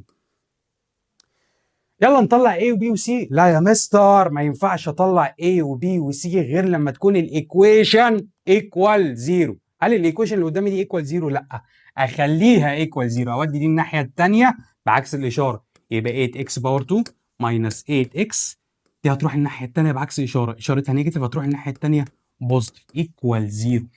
يلا نطلع A و B و C. ال A ايكوال كام؟ ال A هو الرقم اللي جنب الاكس باور 2. الرقم اللي جنب الاكس باور 2 بكام؟ 8. البي هو الرقم اللي جنب الاكس. مين الرقم اللي جنب الاكس؟ اللي هو 8. لا غلط، نيجاتيف 8. باخد الرقم بالاشاره بتاعته. بالله عليك اوعى تنسى الاشاره. والسي هو الرقم اللي مش جنبه اكسات. مين الرقم اللي مش جنبه اكسات؟ اللي هي بوزيتيف 2.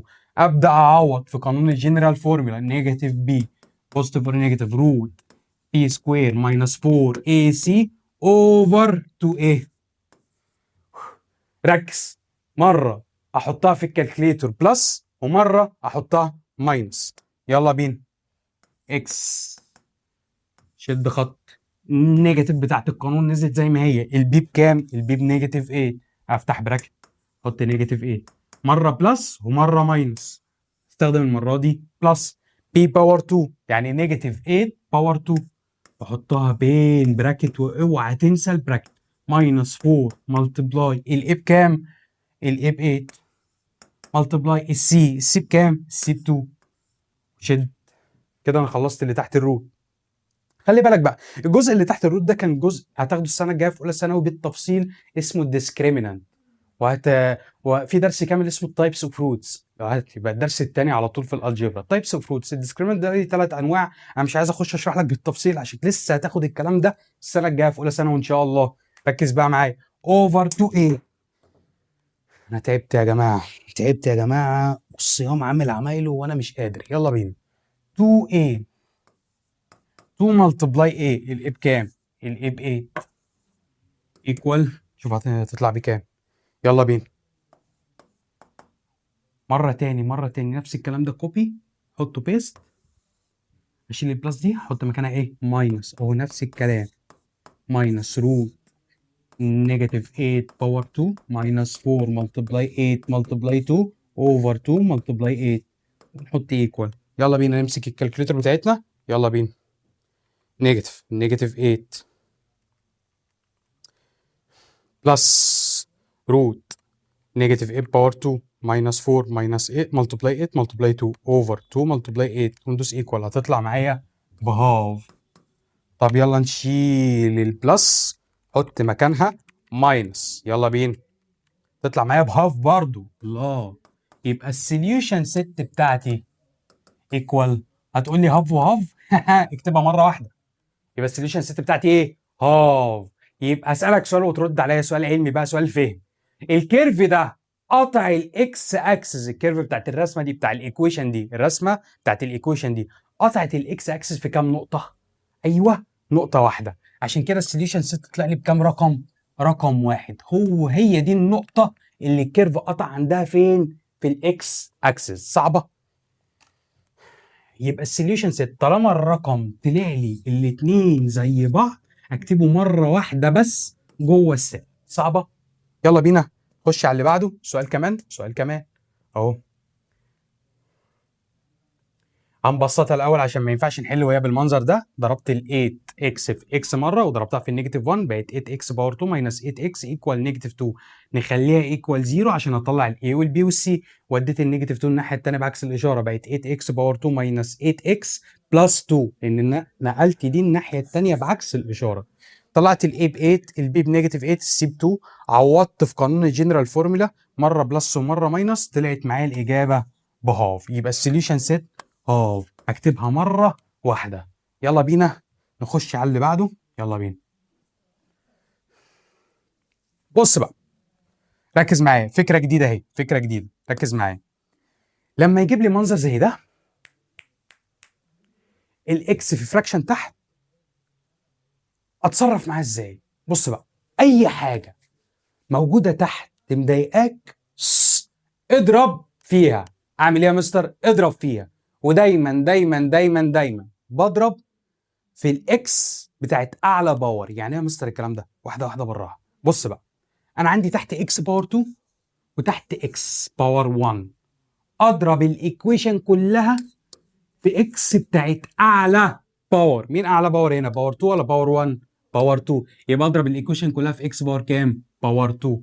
ليه يا مستر بعمل الخطوه دي؟ بعمل الخطوه دي عشان اطير الاكسات مع بعض. يعني ايه؟ تعالى واحده واحده.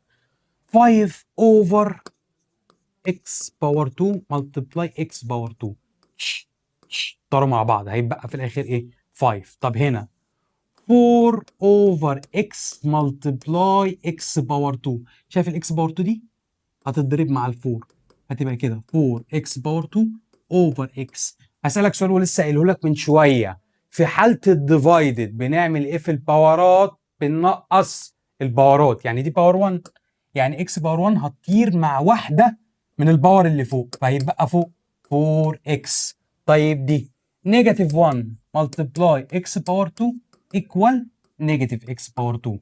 نمسح بقى الكلام ده كله ونكتبه بالترتيب واحده واحده. انا هضرب الايكويشن كلها في الاكس اللي تحت اللي عليها اعلى باور. ايه هي اللي عليها اعلى باور؟ اكس باور 2. 5 اوفر اكس باور 2 ملتبلاي اكس باور 2 طارت معاها، هيبقى 5 ماينس 4 اوفر اكس ملتبلاي اكس باور 2. الاكس اللي تحت دي طارت مع واحده من الاكس اللي فوق، فهيبقى 4 اكس ايكوال ماينس 1 ملتبلاي اكس باور 2 ماينس اكس باور 2. سؤال بقى، ينفع اطلع A و B و C ومنظر الايكويشن كده؟ لا يا مستر، ما ينفعش، ما ينفعش يا مستر اطلع A و B و C ومنظر الايكويشن بالمنظر ده. تعالى بقى نشوف هنطلعها ازاي. هودي دي الناحيه الثانيه بعكس الاشاره، ماينس اكس باور 2 هكتبها في الاول لان انا متعود اول حاجه بالترتيب مكتوبه اكس باور 2، بعد كده اكس باور 1، بعد كده الرقم اللي مش جنبه اكسات خالص. يلا نرتب. دي راحت الناحيه الثانيه بعكس الاشاره، هتبقى بلس. اتفقنا؟ يلا بينا، بقت بلس اكس باور 2، بعد كده ماينس 4 اكس، بعد كده بلس 5. كل الكلام ده ايكوال 0. كل الكلام ده ايكوال ايه؟ ايكوال 0. عايزك تركز، معلش هي مساله رخمه شويه بس اقسم بالله سهله. لو ما فهمتهاش عيد الفيديو تاني عشان مش هشرحها تاني. ماشي، يلا بينا. يلا نطلع الايه والبي والسي. يلا بينا. الايه هو الرقم اللي جنب الاكس كام؟ 1. الرقم اللي جنب الاكس باور 2 قصدي. كام الرقم اللي جنب الاكس باور 2؟ بوزيتيف 1. والبي هو الرقم اللي جنب الاكس كام؟ نيجاتيف 4. نيجاتيف 4. والسي هو الرقم اللي مش جنبه اكسات خالص 5. طلعت الاي والبي والسي، هبدا دلوقتي اعوض في القانون بتاع الجنرال فورمولا. اقول لك على حاجه، انا بعد ما اعوض في القانون ونطلع السوليوشن سيت هقول لك تعملها ازاي بالكالكوليتر. هنعمل تشيك بقى، هنعمل تشيك، هنشوف حلنا صح ولا غلط. يلا بينا، يلا بينا، عشان نستخدم الكالكوليتر في الحته دي في الدرس اللي جاي. ماشي، ركز معايا. نيجاتيف بي بوزيتيف اور نيجاتيف روت بي سكوير ماينس 4 اي سي اوفر 2 اي. يلا بينا، يلا نبدا نحل.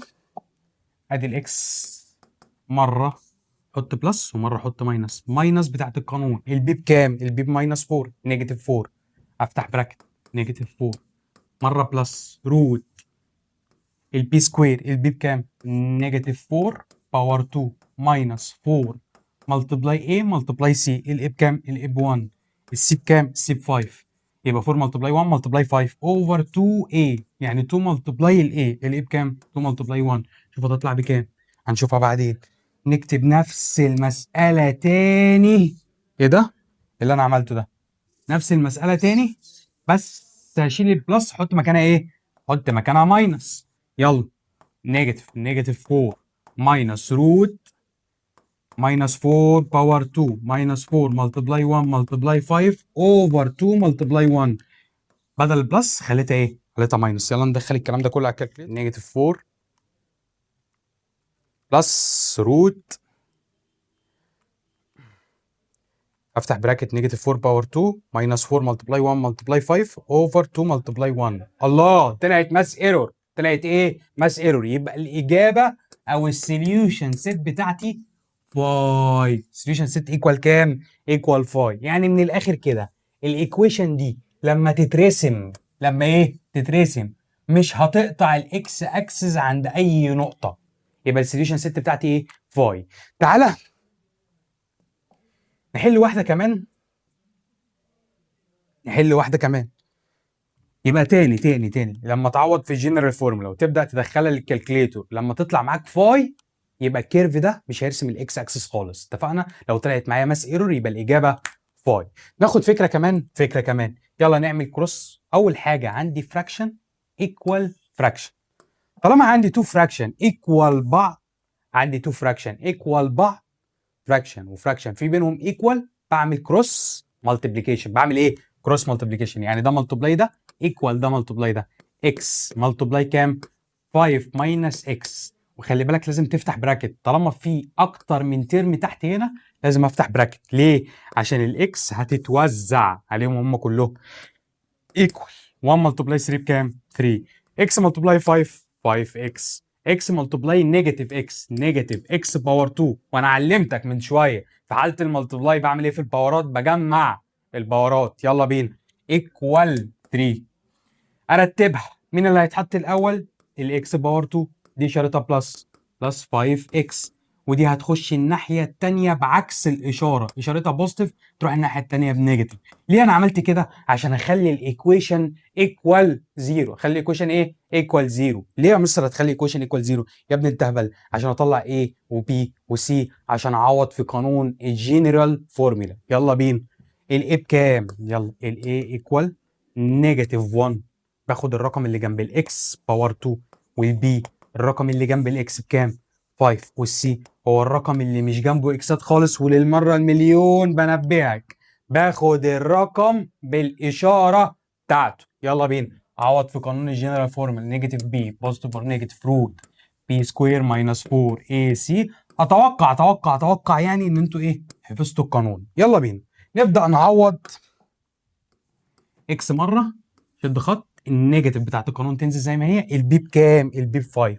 يبقى نيجاتيف 5 مره بلس روت بي باور 2 يعني 5 باور 2 ماينس 4 ملتبلاي الاي بكام؟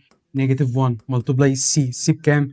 نيجاتيف 3 اوفر 2 ملتبلاي الاي بكام؟ نيجاتيف 1. ونعمل ايكوال. شوف هتطلع بكام؟ نفس الكلام ده هدخله الكالكوليتر، بس بدل البلس دي خليها ماينس نيجاتيف بي ماينس. هنقل نفس الكلام. انت في الامتحان هتكتب نفس الخطوات دي بالظبط، لا تزود حاجه ولا تقلل حاجه، ما تجودش.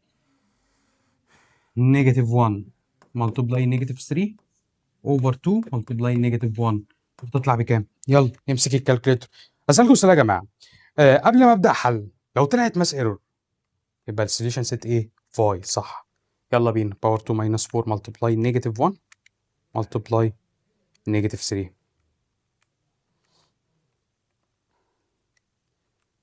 اهو اوفر 2 ملتبلاي نيجاتيف 1. الله، الانسر هيطلع معايا 5 ماينس روت 13 اوفر 4. تعال نشوفها مره. احنا قلنا مره بالبلس ومره بالايه؟ بالماينس. ارجع اشيل البلس احط مكانها ماينس، اشيل بلس دي احط مكانها ايه؟ ماينس، وادوس ايكوال. الله، تطلع 5 بلس روت 13 اوفر ال 4. يبقى السوليوشن ست بتاعتي ايكوال كام؟ افتح ست 5 minus root 13 over 4 و5 plus root 13 over 4 واقفل الست بتاعتي. ليتس تراي. المفروض ان انت تحل المسائل دي بايدك، بس قبل ما نحل المسائل دي بايدينا عايز اوريك حاجه، طريقه الكالكليتر. يعني مثلا السوليوشن ست هنا بهاف، عايز ادخل الكلام ده كله على الكالكليتر. تعالى نفتح الكالكليتر كده قدامك اوريك بنعملها ازاي. بص بقى، ركز معايا، بص على الشاشه هنا واضحه قدامك هنا. انا عايز اعمل تشيك، انا حليت يا مستر المساله وكله تمام، بس عايز اتاكد ان الحل بتاعي ده صح ولا غلط. اعملها ازاي؟ تعال ركز معايا وخلي بالك، الطريقه دي هنستخدمها في الدرس الجاي، فلازم تكون انت عارفها، وهتستخدمها كتير جدا في السنين الجايه، فلازم أن تكون انت عارفها. عايز احل ايكويشن واحده في السكند ديجري، طريقه الكالكليتر. ادوس على مود، بعد كده كلمه ايكويشن. انا عندي في الاله الحاسبه بتاعتي رقم 5، اي كيو ان. رقم كام؟ رقم 5 اهي. ممكن في بعض الالات تبقى ايه؟ ارقام تانية، بس انت لازم تدور على ايه؟ اي كيو ان. ادوس على رقم 5. ادوس على انهي واحده يا مستر؟ رقم 3. يبقى مود ايكويشن 3 هيجيب لي المنظر ده A و B و C. طيب ال A هو الرقم اللي جنب الاكس باور 2 بكام؟ ب 8. هات يا ابني الكالكليتر. 8. يبقى ال A ايكوال 8 وادوس ايكوال. ال B بكام؟ نيجاتيف 8 وادوس ايكوال. السي بكام؟ ب 2 وادوس ايكوال. بعد كده ادوس ايكوال تاني، طلع لي الاكس بكام؟ هاف. ادوس ايكوال تاني، الاكس بكام برضو؟ هاف. تعال نحل مساله كمان بالكالكليتر. تعال نشوف السوليوشن سيت دي بالكالكليتر هتطلع كده ولا يعني هتطلع 6 ونيجاتيف 1 ولا لا. يلا بينا. يلا بينا نفتح الكالكليتر اهي. اجيبها لك من الاول خالص. الكالكليتر اهي. هدوس على مود ايكويشن، عندي رقم 5، بعد كده 3 مود ايكويشن 3. الاي هو الرقم اللي جنب الاكس بورت، والاي بكام؟ الاي ب 1. ادوس 1، بعد كده ادوس ايكوال. البي نيجاتيف 5، باخد الرقم بالاشاره بتاعته ادخلها الكالكليتر. السي بكام؟ نيجاتيف 6 وادوس ايكوال. ادوس له ايكوال تاني، بيقول لك الاكس الاولانيه هتطلع ب 6 اهي، والاكس الثانيه هتطلع بنيجاتيف 1. بعد ما تحلها بالستبس في الامتحان اعمل تشيك، اتاكد اجاباتك صح ولا غلط. اتفقنا؟ يلا بينا. خلي بالك الطريقه دي هنبدا نحلها كتير جدا في الدرس الجاي، فانت لازم تكون عارف الطريقه دي بتتعمل ازاي. يلا نبدا. ليتس تراي. يلا نحل. المفروض توقف الفيديو دلوقتي وتحل لوحدك بايدك الاول، تختبر نفسك وتشغل الفيديو وتشوف انت حليت نفسك صح او لقيت نفسك حلل صح ولا لا. يلا يلا. اول حاجه، قال لي الايكويشن اللي قدامي دي ايكوال 0. اه يا مستر ايكوال 0، يبقى ايه ايكوال 2 والبي ايكوال 7 والسي ايكوال نيجاتيف 4. طالما الايكويشن ايكوال 0 ابدا اعوض بالجنرال فورمولا، اطلع اي وبي وسي عادي جدا طالما ايكوال 0. a سكوير ماينس 4 اي سي اوفر 2 a. يلا نطلع الاكس. اكس ايكوال النيجاتيف بتاعت القانون. البي بكام؟ البي ب 7. مره بلس ومره ماينس، المره دي هستخدم بلس. البي بكام؟ 7 باور 2 ماينس 4 ملتبلاي الاي بكام؟ الاي ب 2 ملتبلاي السي بكام؟ نيجاتيف 4 اوفر 2 ملتبلاي الاي بكام؟ 2. وتطلع معايا بكام؟ تعالى نمسك الكالكليتر. نفس الكلام كده هعمله للاكس. بس المره دي اشيل بلس واحط مكانها ايه؟ احط مكانها ماينس روت 7 باور 2 ماينس 4 ملتبلاي 2 ملتبلاي نيجاتيف 4. يعني مثلا انت ليه ما حطيتش براكت هنا؟ طالما الرقم ده مش نيجاتيف مش لازم تحط براكت، بس اتعود، طالما اتعودت تحط براكت مش فارقه. يلا بينا اهو، نيجاتيف 7 بلس روت 7 باور 2 ماينس 4 ملتبلاي 2 ملتبلاي نيجاتيف 4 اوفر 2 ملتبلاي 2 ايكوال هاف. تطلع معايا بكام؟ هاف. يلا اللي بعديها نيجاتيف 7، شيل بقى البلس احط مكانها ماينس، بس انا مسحت الكلام اللي على الكالكوليتر بالغلط غصب عني، عادي اكتبها تاني مش فارقه معايا. اوفر 2 ملتبلاي 2 تطلع بنيجاتيف 4، يبقى السوليوشن سيت بكام؟ هاف ونيجاتيف 4. احفظ الرقمين دول عشان خاطر هبدا ادخلهم على الكالكوليتر دلوقتي. احنا قلنا ايه؟ قلنا هاف ونيجاتيف 4. اكتبهم عندك، اكتبهم عندك على جنب كده. تعالى نتاكد نشوف حلنا صح ولا غلط. يلا اهو، مود 5، لا مش مود 5 1، مود 5 3. يلا بينا. يلا الرقم الاي ايكوال 2 والبي 7 والسي نيجاتيف 4 وادوس ايكوال. احنا قلنا هاف وكام؟ هاف ونيجاتيف كام؟ مش فاكر. هاف ونيجاتيف 4 اهي، طلعت مره الاكس بهاف،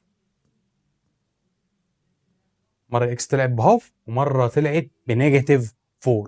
قشطه. يلا بينا نحل المساله الثانيه.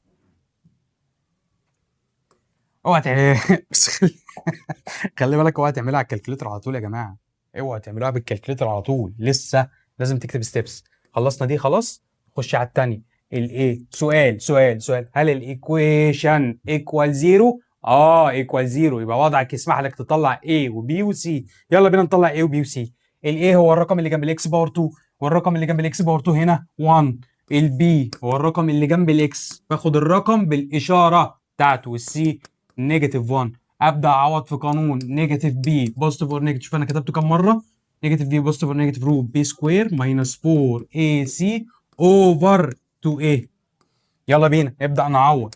مره اكس ايكوال، شد خط، نيجاتيف البي بكام؟ نيجاتيف 2. افتح براكت واكتب نيجاتيف 2، مره بلس ومره ماينس. بلس البي باور 2 ماينس 2 باور 2 ماينس 4 ملتبلاي 1 ملتبلاي السي بكام؟ نيجاتيف 1 اوفر 2a، يعني 2 ملتبلاي الاي بكام؟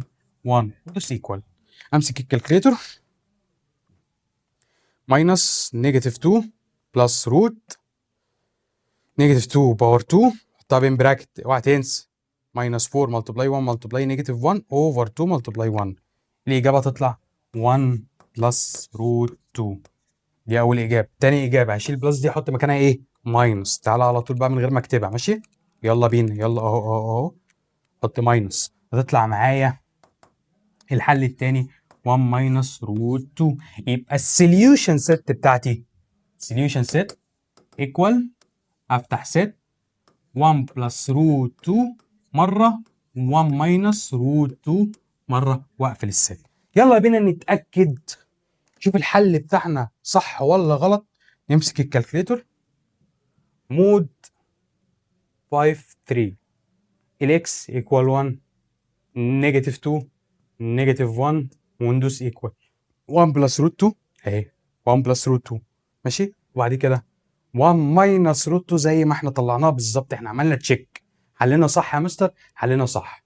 بص بقى، خلصنا كده الدرس الثاني اللي هي الكوادراتيك ايكويشن، معادله واحده بمجهول واحد، عملناها بطريقه الالجبريكالي وطريقه الجرافيكالي، والحمد لله حلينا مسائل كتير عليهم بافكار مختلفه. والمفروض انك انت تكون حليت بايدك دلوقتي معايا.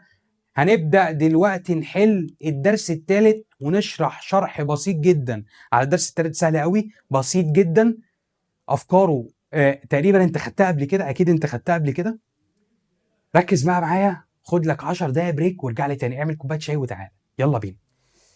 يلا يا رجاله، بعد ما خلصنا البريك بتاعنا اللي هم مدتهم كان 10 دقايق وهتكون عملت زيي وطولت عن 10 دقايق، اصل انا قعدت بتاع نص ساعه تقريبا، فان شاء الله ما تكونش عملت كده. يلا بينا نبدأ الدرس الثالث، واديني تركيزك عشان الدرس الثالث ده مهم قوي.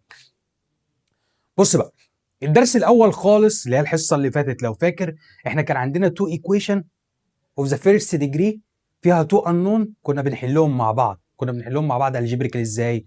طريقه اللي كان ليها طريقتين، طريقه السبستيتيوتنج ميثود، الطريقه الثانيه اللي هي ايه؟ الاوميتنج ميثود. صح ولا غلط؟ صح يا مستر.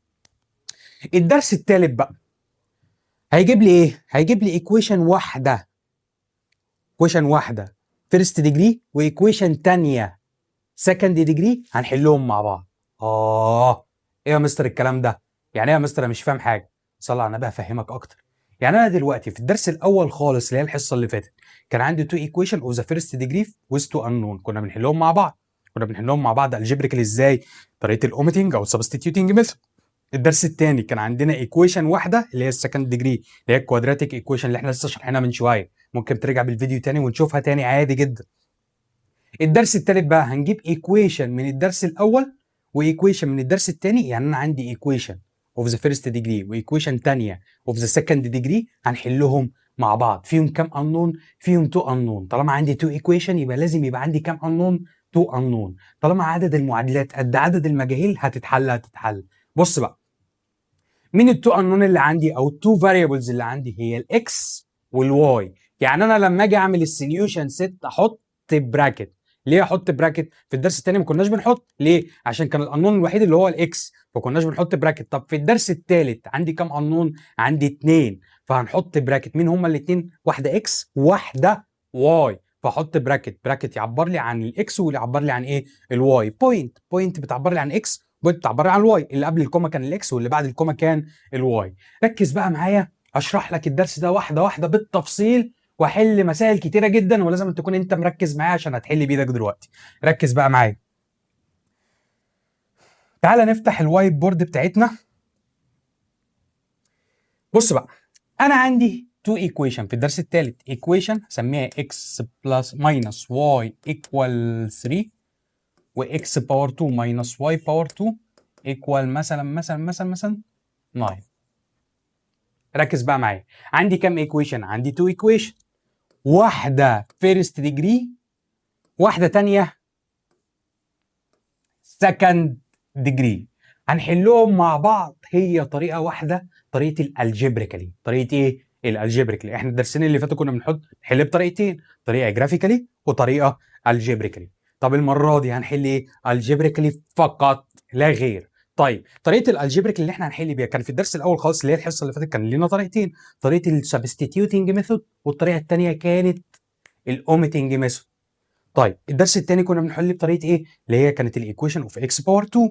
كنا بنحل بطريقه ايه؟ طريقه الجنرال فورمولا اللي هو القانون الطويل اللي كان سهل قوي بالنسبه لكم، نيجاتيف في بوزيتيف ونيجاتيف روت بي سكوير ماينس 4 اي سي اوفر 2 اي. كنا بنطلع اي وبي وسي ونعوض تعويض مباشر في الايكويشن، مره بلس ومره ماينس. هنا بقى في الدرس الثالث ركز بقى معايا واديني تركيزك، هنحل بطريقه واحده فقط.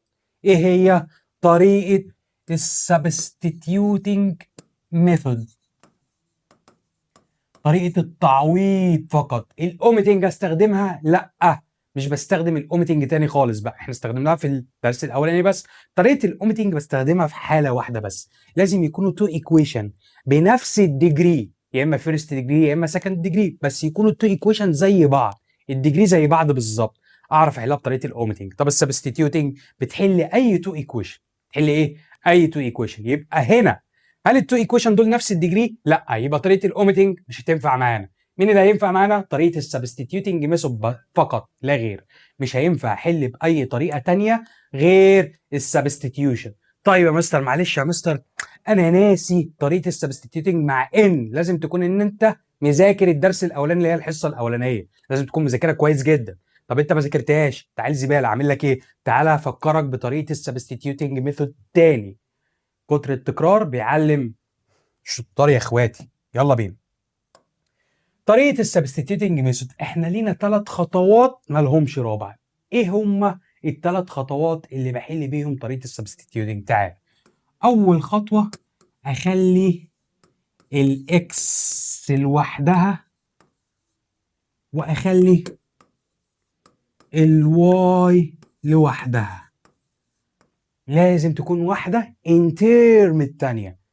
الاكس لوحديها ايكوال الواي لوحديها، واحده في الليفت هاند سايد واحده في الرايت هاند سايد. يا مستر لو هما الاثنين في الليفت هاند سايد انقل مين فيهم؟ اودي الاكس ولا اودي الواي؟ على حسب. على حسب ايه؟ على حسب الاكس دي او الواي دي. لو جنبه رقم، ركز بقى في الكلام اللي انا بقوله ده، لو جنبه رقم يتنقل الناحيه الثانيه، لو هو نيجاتيف يتنقل الناحيه الثانيه. يبقى انا بنقل مين فيهم؟ اللي جنبه رقم او النيجاتيف. طب واللي مش جنبه حاجه خالص، يعني اكس واقفه يتيمه، لا هي نيجاتيف ولا جنبها اي رقم، سيبها زي ما هي. ايه؟ سيبها زي ما هي. يبقى اللي بيتنقل، تعالى اكتبها لك كده، بننقل الحرف اللي جنبه رقم او الحرف النيجاتيف. يبقى اللي جنبه رقم او ايه؟ او النيجاتيف. دي الخطوه الاولانيه. يبقى الخطوه الاولانيه لازم الاكس لوحديها في ليفت هاند سايد، ولازم الواي لوحديها في رايت هاند سايد. بنقل مين فيهم؟ تنقل اللي جنبه رقم او الحرف النيجاتيف. الخطوه الاولانيه خلصت. نخش على الخطوه الثانيه. الخطوه الثانيه بقى بيقول لك ايه؟ عوض في المعادله الثانيه. هنعوض فين؟ في المعادله الثانيه. انا عندي كام ايكويشن؟ عندي 2 ايكويشن. وقفت الاكس لوحديها والواي لوحديها ايا كان. تاني خطوه اعمل ايه؟ اعوض في المعادله الثانيه. اعوض ايه المعادله الثانيه؟ اشيل الاكس احط القيمه بتاعتها، او اشيل الواي احط القيمه بتاعتها، بناء على انت وقفت الاكس لوحديها او وقفت الواي لوحديها. يلا بينا. الخطوه الثالثه، اعوض تاني في المعادله الأولى. عوض تاني فين؟ في المعادلة الأولى. تعال نحل مسائل كتير جدا على اللي احنا قلناه بالظبط عشان خاطر تستوعب الكلام اللي مكتوب قدامك ده. يلا بينا. افتح البرزنتيشن بتاعتي، نبدأ مسألة. المسألة الأولانية عندي 2 ايكويشن، واحدة فيرست ديجري واحدة سكند ديجري. أعمل إيه؟ أوقف الإكس لوحديها، اودي دي الناحيه الثانيه. المساله دي سهله قوي. اودي دي الناحيه الثانيه بعكس الاشاره، يبقى اكس ايكوال، دي هتروح الناحيه الثانيه ايه؟ بعكس الاشاره، اشارتها نيجاتيف هتروح الناحيه الثانيه بوزيتيف، يبقى اكس ايكوال 2. اروح اعوض في المعادله الثانيه، شيل الاكس احط مكانها كام؟ 2. يلا بينا. شيل الاكس دي احط مكانها ايه؟ 2. يبقى 2 باور 2 بلس واي باور 2 ايكوال 20. ايكوال كام؟ ايكوال 20. 2 باور 2 بكام؟ 4 بلس واي باور 2 ايكوال 20. اودي دي الناحيه الثانيه بعكس الاشاره، يبقى واي باور 2 ايكوال 20 ماينس 4، يبقى واي باور 2 ايكوال 16. عشان اطير الباور ده بعمل روت، بعمل سكوير روت. الواي هتطلع بكام؟ هعمل سكوير روت للواي، الواي ايكوال 4. غلط. غلط. ليه غلط يا مستر؟ عشان الواي الباور اللي عندك او الباور اللي فوق الواي، الباور ده ايفن نمبر، ايفن. وطالما خدت روت لرقم ايفن، خدت روت لايه؟ لباور ايفن، لازم احط بوزيتيف اور نيجاتيف. قلت لك الكلام ده غنيته كتير جدا في الترم الاول. طالما خدت روت لباور ايفن لازم احط ايه؟ بوزيتيف اور نيجاتيف. هتبقى كارثه كبيره قوي قوي قوي قوي لو انت ما تعرفش ايه ارقام الايفن اصلا. اوعى تكون ما تعرفش ايه ارقام الايفن. لو مش عارف ارقام الايفن وقف الفيديو ما تتفرجش عليها تاني. كلام بجد والله. ركز معايا كده. انا الواي طلع لي بقيمتين، واي مره بنيجاتيف 4 وواي مره ب 4. الواي مره بنيجاتيف 4 والواي مره ب 4. يعني السوليوشن ست بتاعتي ايه يا مستر؟ بص بقى. افتح سوليوشن ست كبيره كده، براكت وبراكت تاني. ليه يا مستر براكتين؟ عشان عندي قيمتين للواي، مره بنيجاتيف 4 ومره ب 4. طيب لما كانت الواي بنيجاتيف 4 الاكس بكام؟ الاكس ب 2. طيب لما الواي بقت ب 4 الاكس بكام؟ الاكس ب 2 برضه. هل انت عندك قيمتين للاكس؟ انت عندك قيمه واحده للاكس اللي هي 2. لما جبت قيمه الاكس رحت عوضت في الايكويشن الثانيه، طلعت لي الواي بقيمتين، مره نيجاتيف 4 ومره بوزيتيف 4. يعني الاكس مره 2 نيجاتيف 4 و2 و4. يبقى السوليوشن سيت، افتح براكت، قيمه للاكس اللي قبل الكوما ده بيعبر لي عن الاكس، الاكس ب 2 والاكس ب 2. كده كده ما عنديش غير قيمه واحده بس الاكس اللي هي بكام؟ اللي هي ب 2. لما كانت الاكس ب 2 الواي مره طلعت بنيجاتيف 4 ومره طلعت ب 4. يبقى انا كده ايه؟ خلصت وخدت فول مارك. سؤال كمان، فكره جديده. يلا ناخد فكره ثانيه اهو. يلا بينا. الايكويشن الاولانيه، ركز بقى معايا. اول حاجه عندي 2 ايكويشن، واحده فيرست ديجري وواحده سكند ديجري. اشتغلها ازاي؟ اول حاجه المعادله الاولى اخلي الاكس لوحديها واخلي الواي لوحديها. مين اللي هيتحرك فيهم؟ اللي هيتحرك فيهم هو الحرف اللي جنبه رقم او الحرف النيجاتيف. الحرف اللي جنبه رقم او ايه؟ او الحرف اللي جنبه نيجاتيف. طب لو حرف واقف لوحده يتيم كده يا مستر، مش جنبه اي حاجه، ثبته، سيبه زي ما هو، اوعى تحركه. يلا بينا تعال نبص اهي. عندي اكس ماينس 2 واي. ايه ده يا مستر؟ ده نيجاتيف وجنبه رقم، ده الاثنين، ده هيتحرك بالثلاثه، يعني هيروح الناحيه الثانيه بعكس الاشاره. مين اللي واقف لوحده يتيم مش جنبه اي حاجه؟ هي الاكس، ثبتها زي ما هي. مين هيروح الناحيه الثانيه؟ نيجاتيف 2 واي، تروح الناحيه الثانيه بعكس الاشاره، هتبقى بوزيتيف 2 واي. وبروزها عشان هنرجع في الخطوه الثالثه هنعوض فيها تاني. يلا بينا، احنا كده خلصنا الخطوه الاولانيه. الخطوه الاولانيه اللي هي ايه؟ خلي الاكس لوحديها، خلي الواي لوحديها. معلش انا بقعد اعيد وازيد عشان خاطر المعلومه تثبت في دماغك. يلا كمل معايا. اروح اعوض في المعادله الثانيه. اعوض فين؟ في المعادله الثانيه. اشيل الاكس دي، احط مكانها كام؟ 2 واي. يلا بينا. 2 واي باور 2 ماينس واي باور 2 ايكوال 3. 2 واي باور 2 ماينس واي باور 2 ايكوال 3. واحده واحده بقى، خلينا اتكلم معاك. نفتح الوايت بورد. عايز اتكلم معاك في حاجه مهمه. في فرق كبير جدا جدا جدا بين 2 واي باور 2 و 2 بلس واي باور 2. في فرق غير لما يكون في ملتبلاي او بلس. يعني ايه يا مستر؟ تعالى افهمك. لو حاجه ملتبلاي حاجه محطوطه في براكت باور رقم، الرقم ده بيتوزع على الاثنين. بيتوزع ايه؟ بيتوزع على الرقمين لو هما ملتبلاي بعض. لو هما ايه؟ ملتبلاي بعض. ركز معايا. 2 باور 2 هتبقى 4، واي باور 2 واي باور 2. الاجابه هتبقى كده. طيب لو رقم بلس رقم باور 2، بص بقى بتتفك ازاي، وركز معايا عشان الحته دي مهمه قوي قوي قوي قوي قوي، وبيعطلوا فيها الطلبه اللي في اولى ثانوي وثانيه ثانوي، مش عارف ليه. لو عندي براكت باور 2 واللي جوه البراكت حاجه بلس حاجه، بص بقى بتتفك ازاي. هاخد الرقم الاولاني، ركز معايا. هاخد الرقم الاولاني ده اعمله باور 2، فيرست باور 2. 2 باور 2 بكام؟ 4. والرقم الثاني ده، ودايما دايما دايما الرقم الثاني لما اعمله باور 2 يبقى بلس. واي باور 2 يبقى واي باور 2. بعد كده اللي في النص هيتحط ايه؟ الرقم الاولاني ملتبلاي الرقم الثاني ملتبلاي 2. فيرست باي سكند باي 2. فيرست باي سكند باي 2. يلا بينا. 2 ملتبلاي واي ب 2 واي ملتبلاي 2 4 واي اشارته بلس. ركز بقى معايا. ركز بقى معايا. لما يكون عندي براكت باور 2، الفيرست باور 2 والسكند باور 2، والسكند ده لما اعمله باور 2 دايما دايما يبقى بلس. اللي في النص بقى بيتحط ايه؟ فيرست باي سكند باي 2. يبقى براكت باور 2 بيتفك ازاي يا اخواتي؟ تاني بسرعه والنبي، بالله عليكم اوعوا تتلخبطوا فيها. فيرست باور 2 سكند باور 2 فيرست باي سكند باي 2. تاني فيرست باور 2 سكند باور 2 فيرست باي سكند باي 2. الاولاني باور 2، التاني باور 2 دايما بلس. بعد كده اول في تاني في 2. واحده كمان، واحده كمان. يلا الاولاني باور 2، 2 باور 2 بكام؟ 4. الاخير باور 2 دايما الاخير بيبقى بلس. اكس باور 2. بعد كده اول في تاني في 2. 2 ملتبلاي نيجاتيف اكس نيجاتيف 2 اكس ملتبلاي 2 هتبقى نيجاتيف 4 اكس. ايه نيجاتيف 4 اكس؟ صعبه صعبه، بالله عليكم اوعوا تتلخبطوا فيها عشان دي مهمه قوي. نرجع للمساله تاني كاننا هنحلها من الاول. يلا بينا. احنا عملنا ايه؟ ودينا دي الناحيه التانيه بعكس الاشاره. معلش عشان الكلام اتمسح. يبقى اكس ايكوال 2 واي. هرجع اعوض في المعادله الثانيه. يبقى 2 واي باور 2 ماينس واي باور 2 ايكوال 3. طيب الرقمين دول بلس بعض ولا مضروبين في بعض؟ طالما لازقين مع بعض يا مستر كده، لازقين في بعض، يبقوا ملتبلاي بعض. يبقى الباور ده هيتوزع على 2 مره وعلى الواي مره. 2 باور 2 4 واي باور 2 واي باور 2 ماينس واي باور 2. نكمل المساله عادي زي ما هي ايكوال 3. 4 واي باور 2 عندي 4 واي باور 2 خدت منها واي باور 2. باقي كام؟ باقي 3 واي باور 2 ايكوال 3.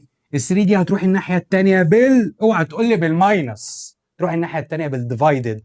ليه هتروح بالديفايدد؟ عشان هي مضروبه في الواي. طالما معموله ملتبلاي الواي هتروح الناحيه الثانيه بالايه؟ بالديفايدد. يبقى واي باور 2 ايكوال 3 ديفايدد 3 بكام؟ 1. عشان اخلص من الباور، عشان اخلص من الباور بعمل روت. يبقى واي ايكوال 1. غلط. بوزيتيف اور نيجاتيف 1. ليه؟ عشان الباور اللي قدامي ده باور ايفن، وطالما خدت روت لباور ايفن احط ايه؟ بوزيتيف اور نيجاتيف. ركز بقى معايا في الخطوه اللي جايه دي عشان خطوه مهمه. انا عندي قيمتين للواي، عندي كام قيمه للواي؟ قيمتين. واي ايكوال نيجاتيف 1 مره، واي ايكوال 1 مره. بص بقى ركز معايا، شايف الايكويشن المتبروزه دي؟ هشيل الواي احط مكانها مره نيجاتيف 1، واشيل الواي احط مكانها مره 1. مره نيجاتيف 1 ومره ايه؟ ومره 1. يبقى كده، يبقى انا كده هطلع كام قيمه للاكس وكام قيمه للواي؟ عندي قيمتين للواي خلاص طلعتهم. هطلع كام قيمه للاكس؟ هيبقى عندي 2 اكس، قيمتين للاكس. صعبه؟ يلا بينا. شيل الواي احط مكانها نيجاتيف 1. هنكتب كده at y equal 1 x equal كام؟ تعال نشوف. هشيل الواي احط مكانها 1، 2 ملتبلاي 1 ب 2 يبقى الاكس equal 2. طب at y equal نيجاتيف 1 يبقى الاكس equal كام؟ تعالى اشيل الواي احط مكانها ايه؟ نيجاتيف 1 يبقى اكس equal 2 ملتبلاي نيجاتيف 1 اللي هي بكام؟ نيجاتيف 2. يبقى لما كانت الواي ب 1 الاكس بكام؟ نيجاتيف. لما كانت الواي ب 1 الاكس بكام؟ الاكس ب 2. لما كانت الواي بنيجاتيف 1 الاكس بقت بكام؟ نيجاتيف 2. يلا بينا نكتب السوليوشن ست بتاعتنا. افتح ست كبيره، براكت، براكت تاني. ليه حطيت البراكت؟ عشان انا عندي قيمه للاكس وقيمه للواي. طالما حطيت براكت يبقى لازم يكون عندي اكس وايه؟ واي. يلا، عند الواي بنيجاتيف 1 وعند الواي ب 1. لما قلت الواي ات او الواي ايكوال 1 الاكس بكام؟ اكس ب 2. عند الواي ب 1 الاكس بكام؟ اكس ب 2. طب عند الواي بنيجاتيف 1 الاكس بكام؟ نيجاتيف 2. كده انا طلعت السوليوشن ست بتاعتي. شكرا، المساله خلصت. يلا بينا نحل مساله كمان. يلا واحده كمان، واحده كمان، يلا بينا. اول خطوه خلي الاكس لوحديها واخلي الواي لوحديها. مين اللي هيتنقل الناحيه الثانيه؟ الحرف اللي جنبه رقم او الحرف النيجاتيف. نمسك الايكويشن الاولانيه، مين اللي جنبه رقم؟ مفيش. مين اللي نيجاتيف؟ النيجاتيف واي. هتروح الناحيه الثانيه بعكس الاشاره ان ترم اوف اكس، يبقى اكس ان ترم اوف واي. يبقى ال1 قاعده مكانها زي ما هي. مين هيروح الناحيه الثانيه؟ الواي بلس واي، وابروزها. اشيل الاكس احط مكانها ايه؟ 1 بلس واي. يلا بينا، يلا بينا. شيل الاكس احط مكانها ايه؟ 1 بلس واي. 1 بلس واي باور 2، ركز معايا، بلس واي باور 2 تنزل زي ما هي ايكوال 13. بص بقى، عندي براكت باور 2 اللي جوه البراكت حاجه بلس حاجه. براكت باور 2 بيتفك ازاي؟ لسه موريها لك من شويه. اخد الاولاني باور 2 فيرست باور 2 سكند باور 2 فيرست باي سكند باي 2. يلا بينا. الاولاني ده باور 2، تعال نغير لون القلم. الاولاني ده باور 2، 1 باور 2 بكام؟ 1.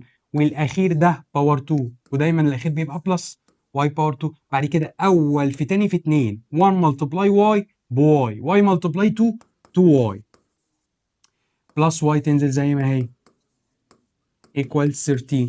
طيب يلا نبسط، يلا نعمل سمبليفاي. 1 زي ما هي بلس 2 واي زي ما هي، واي باور 2 بلس واي باور 2 بلس 2 واي باور 2. لان في حاله الادنج بجمع الرقمين اللي جنب الواي الكوفيشنت بتاعهم. واي باور 2 بلس واي باور 2 ب 2 واي باور 2. طب لو هما الاثنين ملتبلاي بعض، واي باور 2 ملتبلاي واي باور 2 هتبقى ايكوال كام؟ في حاله الملتبلاي بجمع الباورات. خلي بالك في فرق بين الاثنين، بين البلس والملتبلاي. في حاله الملتبلاي بجمع الباورات، باور ده والباور ده اعملهم بلس بعض. 2 باور 2 قصدي 2 بلس 2 يبقى واي باور كام؟ واي باور 4. يلا بينا ايكوال 13. هودي ال 13 دي الناحيه الثانيه بعكس الاشاره. يلا بينا. 1 ماينس 13 هتبقى ايه؟ نيجاتيف 12 بلس 2y بلس 2y باور 2 ايكوال 0. نرتبها، ارتبها ازاي؟ الواي اللي عليها اعلى باور تتكتب الاول، يبقى 2y باور 2 بلس بعد كده الواي اللي عليها الباور اللي اقل منها هي 2y، بعد كده ماينس 12 ايكوال 0. همسك الكالكليتور وهبدا استخدم الكالكليتور بتاعتي. فاكرين لما كنت بستخدمها وانا بعمل تشيك في الدرس الثاني؟ عندي ايكويشن فيها قانون واحد بس سكند ديجري، هستخدمها بالاله دي. ماشي، يلا بينا. بيقول لك دخل الرقم اللي جنب الباور 2، الواي باور 2 بكام؟ 2. هدوس 2 وادوس ايكوال. بعد كده الرقم اللي جنب الواي ب 2. بعد كده الرقم اللي مش جنبه حاجه خالص 12 نيجاتيف 12 قصدي، وادوس ايكوال. بيقول لي الاكس مره، قصدي الواي مره تطلع بكام؟ 2، والواي مره هتطلع بالنيجاتيف 2. يعني انا عندي كام قيمه للواي؟ عندي 2، مره الواي ب 2 ومره الواي بالنيجاتيف 2. يلا بينا نبدا نعوض في الايكويشن بتاعتي. at y equal 2، هشيل الواي دي احط مكانها 2، يبقى الاكس ايكوال كام؟ يلا 1 بلس 2 تبقى 3. طيب at الواي ايكوال نيجاتيف 2، الاكس هتطلع بكام؟ هشيل الواي دي احط مكانها ايه؟ نيجاتيف 2. 1 ماينس 2 بكام؟ بنيجاتيف 1. يبقى عند الواي ب 2 الاكس ب 3، عند الواي بنيجاتيف 2 الاكس بنيجاتيف 1. يبقى نكتب سوليوشن ست، وافتح الست بتاعتي، ست كبيره كده، افتح براكت وافتح براكت تاني، قيمه للاكس وقيمه للواي. عند الواي ب 2 وعند الواي بنيجاتيف 2. طبعا عند الواي ب 2 الاكس بكام؟ الاكس ب 3، هكتب هنا 3.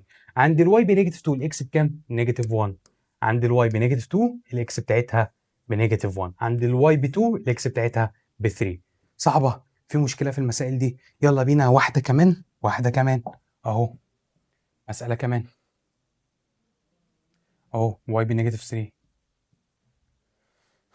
مساله كمان، يلا بينا نفس الكلام بالظبط هعمله تاني. يلا بينا. اول حاجه اوقف الاكس لوحديها والواي لوحديها، اودي دي الناحيه الثانيه بعكس الاشاره. ليه حركت الواي يا مستر؟ عشان الواي هنا بنيجاتيف، الواي هنا بايه؟ نيجاتيف. اكس ايكوال 1 بلس واي، ابروزها، اروح اعوض في الايكويشن دي. يلا بينا. 1 بلس واي باور 2 بلس واي باور 2 ايكوال 25. براكت باور 2 بيتفك ازاي؟ الاولاني باور 2 الثاني باور 2، اول في ثاني في 2. 1 باور 2 بكام؟ نغير لون القلم. 1 باور 2 ب 1. بعد كده الاخير دايما بلس واي باور 2. بعد كده اول في ثاني في 2. 1 ملتبلاي واي بواي ملتبلاي 2 ب 2 واي بلس واي باور 2 تنزل زي ما هي ايكوال 25. يلا بينا. 1 بلس 2 واي بلس واي باور 2 بلس واي باور 2 ب 2 واي باور 2 ايكوال 25. 25 دي هتروح الناحيه الثانيه بعكس الاشاره. 1 ماينس 25 نيجاتيف 24 بلس 2 واي بلس 2 واي باور 2 ايكوال 0. خليت الايكويشن ايكوال 0. يلا نرتبها، يلا بينا نرتبها. يلا هوقف من الاول اللي هي اعلى باور، يبقى 2 واي باور 2 بلس 2 واي minus 24 equal 0. همسك الكالكليتر. مود equation 1، مود equation 1. يلا مين الرقم اللي جنب الواي باور 2؟ 2. ادوس ايكوال. بعد كده 2 تاني، بعد كده نيجاتيف 24 وادوس ايكوال. طلعت الواي مره ب 3 والواي مره بالنيجاتيف 3. يبقى انا كده عندي كام قيمه للواي؟ عندي قيمتين، مره ب 3 ومره نيجاتيف 3. at y equal 3 اكس هتطلع بكام؟ تعال نشوف. هشيل الواي دي مره احط مكانها 3. 1 بلس 3 بكام؟ اكس هتطلع ب 4. at y equal نيجاتيف 3 يبقى الاكس هتطلع بكام؟ تعال نشوف. هشيل الواي احط مكانها نيجاتيف 3. 1 ماينس 3 بكام؟ بماينس 2. يبقى اكتب سوليوشن ست، افتح ست كبيره، براكت براكت، مره الواي ب 3 ومره الواي بنيجاتيف 3. عند الواي ب 3 الاكس بكام؟ اكس ب 4. عند الواي بنيجاتيف 3 الاكس بكام؟ نيجاتيف 2. كده انا خلصت، مسألة خلصت. نخش على فكرة جديدة من المسائل. يلا بينا اهو. هي مش فكرة جديدة ولا حاجة، نفس الفكرة بالظبط. تعالى يا عم نحلها بسرعة، تعالى تعالى. معلش بقعد اعيد وازيد، معلش حقك عليا. مين اللي هيروح الناحية التانية؟ أول خطوة واقف الاكس لوحديها واقف الواي لوحديها، ودي الواي الناحية التانية. اشمعنى الواي يا مستر؟ عشان الواي بنيجاتيف، فهتروح الناحية التانية والاكس واقفة لوحديها تنزل زي ما هي. ايكوال 4 بلس واي. 4 قاعدة مكانها زي ما هي، دي راحت لها الناحية التانية بعكس الإشارة وبروزها. أشيل الإكس دي أحط مكانها إيه؟ 4 بلس واي. يلا يبقى 4 بلس واي باور 2 بلس واي باور 2 ايكوال 10. يلا بينا نعمل براكت. باور 2 بيتفك ازاي؟ فيرست سكوير سكند سكوير، فيرست باي سكند باي ايه؟ باي 2. يلا بينا. 4 باور 2 كام؟ 16 في الاخر خالص y باور 2 بكام؟ y باور 2 اول في تاني في 2 4 ملتبلاي y ب 4y ملتبلاي 2 ب 8y يبقى بلس 8y بلس y باور 2 تنزل زي ما هي. ركز معايا اوعى تتلخبط، اوعى تنسى دي، اوعى تنسى تنزل دي. خلاص انت تقول انا كتبتها مره، لا يا حبيبي، انت دي الاولانيه دي بتاعت البراكت باور 2 اللي احنا فكيناه. طب دي تنزل زي ما هي ايكوال 10. يلا بينا 16 بلس 8y بلس 8 y باور 2 بلس y باور 2 2y باور 2 ايكوال 10. مين هيروح الناحيه الثانيه بعكس الاشاره؟ دي هتروح الناحيه الثانيه بعكس الاشاره. 16 ماينس 10 يبقى 6 بلس 8y بلس 2y باور 2. يلا نرتب كل الكلام ده ايكوال 0. يلا بينا نرتب 2y باور 2 الاول، بعد كده 8y، بعد كده 6. كل الكلام ده ايكوال 0. نمسك الكالكليتر مود ايكويشن 3. الرقم الاولاني اللي جنب الواي باور 2 كام؟ ب 2. بعد كده هكتب 8 وادوس ايكوال، بعد كده 6 وادوس ايكوال. يلا بينا وادوس ايكوال. يبقى الواي مره هتطلع معايا بنيجاتيف 1 والواي مره هتطلع معايا بنيجاتيف 3. ارجع للايكويشن بتاعتي المتبروزه تاني. ات واي ايكوال نيجاتيف 1 الاكس هتبقى بكام؟ يلا بينا اشيل الواي دي احط مكانها نيجاتيف 1. 4 ماينس 1 بكام؟ 3. يبقى ات واي ايكوال نيجاتيف 3. يبقى الاكس ايكوال كام؟ يلا بينا اشيل الواي دي احط مكانها المره دي نيجاتيف 3. 4 ماينس 3 بكام؟ 4 ناقص 3 بواحد. اكتب سوليوشن ست وافتح ست كبيره وافتح براكت وبراكت تاني عشان عندي قيمتين للاكس وقيمتين للواي. عندي واي مره بنيجاتيف 1 واي مره بنيجاتيف 3. طب عند الواي بنيجاتيف 1 الاكس بكام؟ الاكس ب 3. طب عند الواي بنيجاتيف 3 الاكس بكام؟ الاكس ب 1. وخلصت المساله. واحده كمان، واحده كمان، اوعى تزهق يلا، اوعى تزهق، ركز معايا. يلا اهي. تعالى بقى المره دي فكره جديده من المسائل وركز معايا. بص بقى، اول خطوه في السبستيتيوتنج، بس خلي بالك انا طول الدرس ده بستخدمش غير طريقه السبستيتيوتنج ميثود. انا خلاص قربت اخلص، ركز معايا. هودي دي الناحيه الثانيه بعكس الاشاره. ليه يا مستر وديت دي الناحيه الثانيه؟ احنا دايما بنودي الواي. لا يا حبيبي مش دايما، اوعى تحفظ، لازم تكون فاهم. بنودي مين؟ بنودي الحرف اللي جنبه رقم او الحرف النيجاتيف او الحرف ايه؟ النيجاتيف. مين هنا الحرف النيجاتيف؟ اللي هي الاكس. يبقى دي هتروح الناحيه الثانيه بعكس الاشاره، والواي واقفه لوحديها مش جنبها اي حاجه ولا هي نيجاتيف، تنزل زي ما هي 3 بلس اكس وابروزها. كده انا جبت قيمه الواي. اشيل الواي دي احط مكانها ايه؟ احط مكانها 3 بلس اكس. يلا بينا. اكس باور 2 تنزل زي ما هي بلس اكس زي ما هي وافتح براكت. مش الاكس دي مضروبه في الواي؟ طب قيمه الواي بكام؟ 3 بلس اكس. وخلي بالك لازم افتح براكت، طالما شلت الواي حطيت مكانها حاجه لازم افتح براكت. كل الكلام ده ايكوال 5. يلا بينا ادخل دي جوه، هتتوزع، هتضرب في 3 مره وتضرب في الاكس مره. اكس باور 2 زي ما هي بلس اكس في 3 3 اكس. اكس في اكس في حاله المالتبلاي بجمع الباورات، مش دي باور 1 ودي باور 1 هجمعهم هتبقى ايه؟ اكس باور 2. كل الكلام ده ايكوال 5. يلا بينا نجمع اكس باور 2 بلس اكس باور 2. اكس باور 2 بلس اكس باور 2 2 اكس باور 2. اوعى حد يقول لي باكس باور 4. ليه؟ ليه باكس باور 4 وانا بعمل ملتبلاي؟ انا بعمل ادنج بلس. طالما عملت بلس اكس باور 2 بلس اكس باور 2 2 اكس باور 2. طب لو عملت ملتبلاي اكس باور 2 ملتبلاي اكس باور 2، في حاله الملتبلاي بجمع الباورات. طب انا هنا بعمل بلس يبقى ماليش دعوه بالباورات. بلس 3 اكس. كل الكلام ده ايكوال 5. عايز اصفر الايكويشن هودي دي الناحيه الثانيه بعكس الاشاره. بلس 3 اكس ماينس 5 ايكوال 0. اشارتها كانت بوزيتيف راحت الناحيه الثانيه نيجاتيف وديتها نيجاتيف 5. يلا عندي ايكويشن فيها انون واحد سكند ديجري، استخدم الكالكليتور مود ايكويشن 3. مود ايكويشن 3 ادخل A و B و C. خلي بالك انت ممكن تحلها على طول بالجنرال فورمولا، تطلع A وتطلع B وتطلع C وتعوض في قانون الجنرال فورمولا اللي هو نيجاتيف B بوزيتيف ولا نيجاتيف روت B سكوير ماينس 4 AC اوفر 2A. لا يا عم، لا يا عم، استخدم الكالكليتور على طول. يلا بينا. يلا بينا اهو. الرقم اللي جنب الاكس باور 2 2، الرقم اللي جنب الاكس 3، والرقم اللي لوحده اللي هو السي نيجاتيف 5. يبقى الاكس مره هتطلع ب 1 والاكس مره هتطلع بنيجاتيف 5 اوفر 2. ارجع اعوض في الايكويشن المتبروزه. انا كده في الخطوه الثالثه. يلا نعوض. اشيل الاكس مره احط مكانها 1 يبقى at x equal 1 الواي equal كام؟ شيل الاكس حط مكانها 1. 3 بلس 1 4. يلا at x equal نيجاتيف 5 اوفر 2. هشيل الاكس المره دي حط مكانها ايه؟ نيجاتيف 5 اوفر 2. يبقى الواي هتطلع بكام؟ يلا 3 بلس نيجاتيف 5 اوفر 2. نمسك الكالكوليتر. يلا اهو 3 بلس نيجاتيف 5 اوفر 2 تطلع معايا بهاف. نفتح ست سوليوشن ست كبيره. عندي 2 براكت تاني.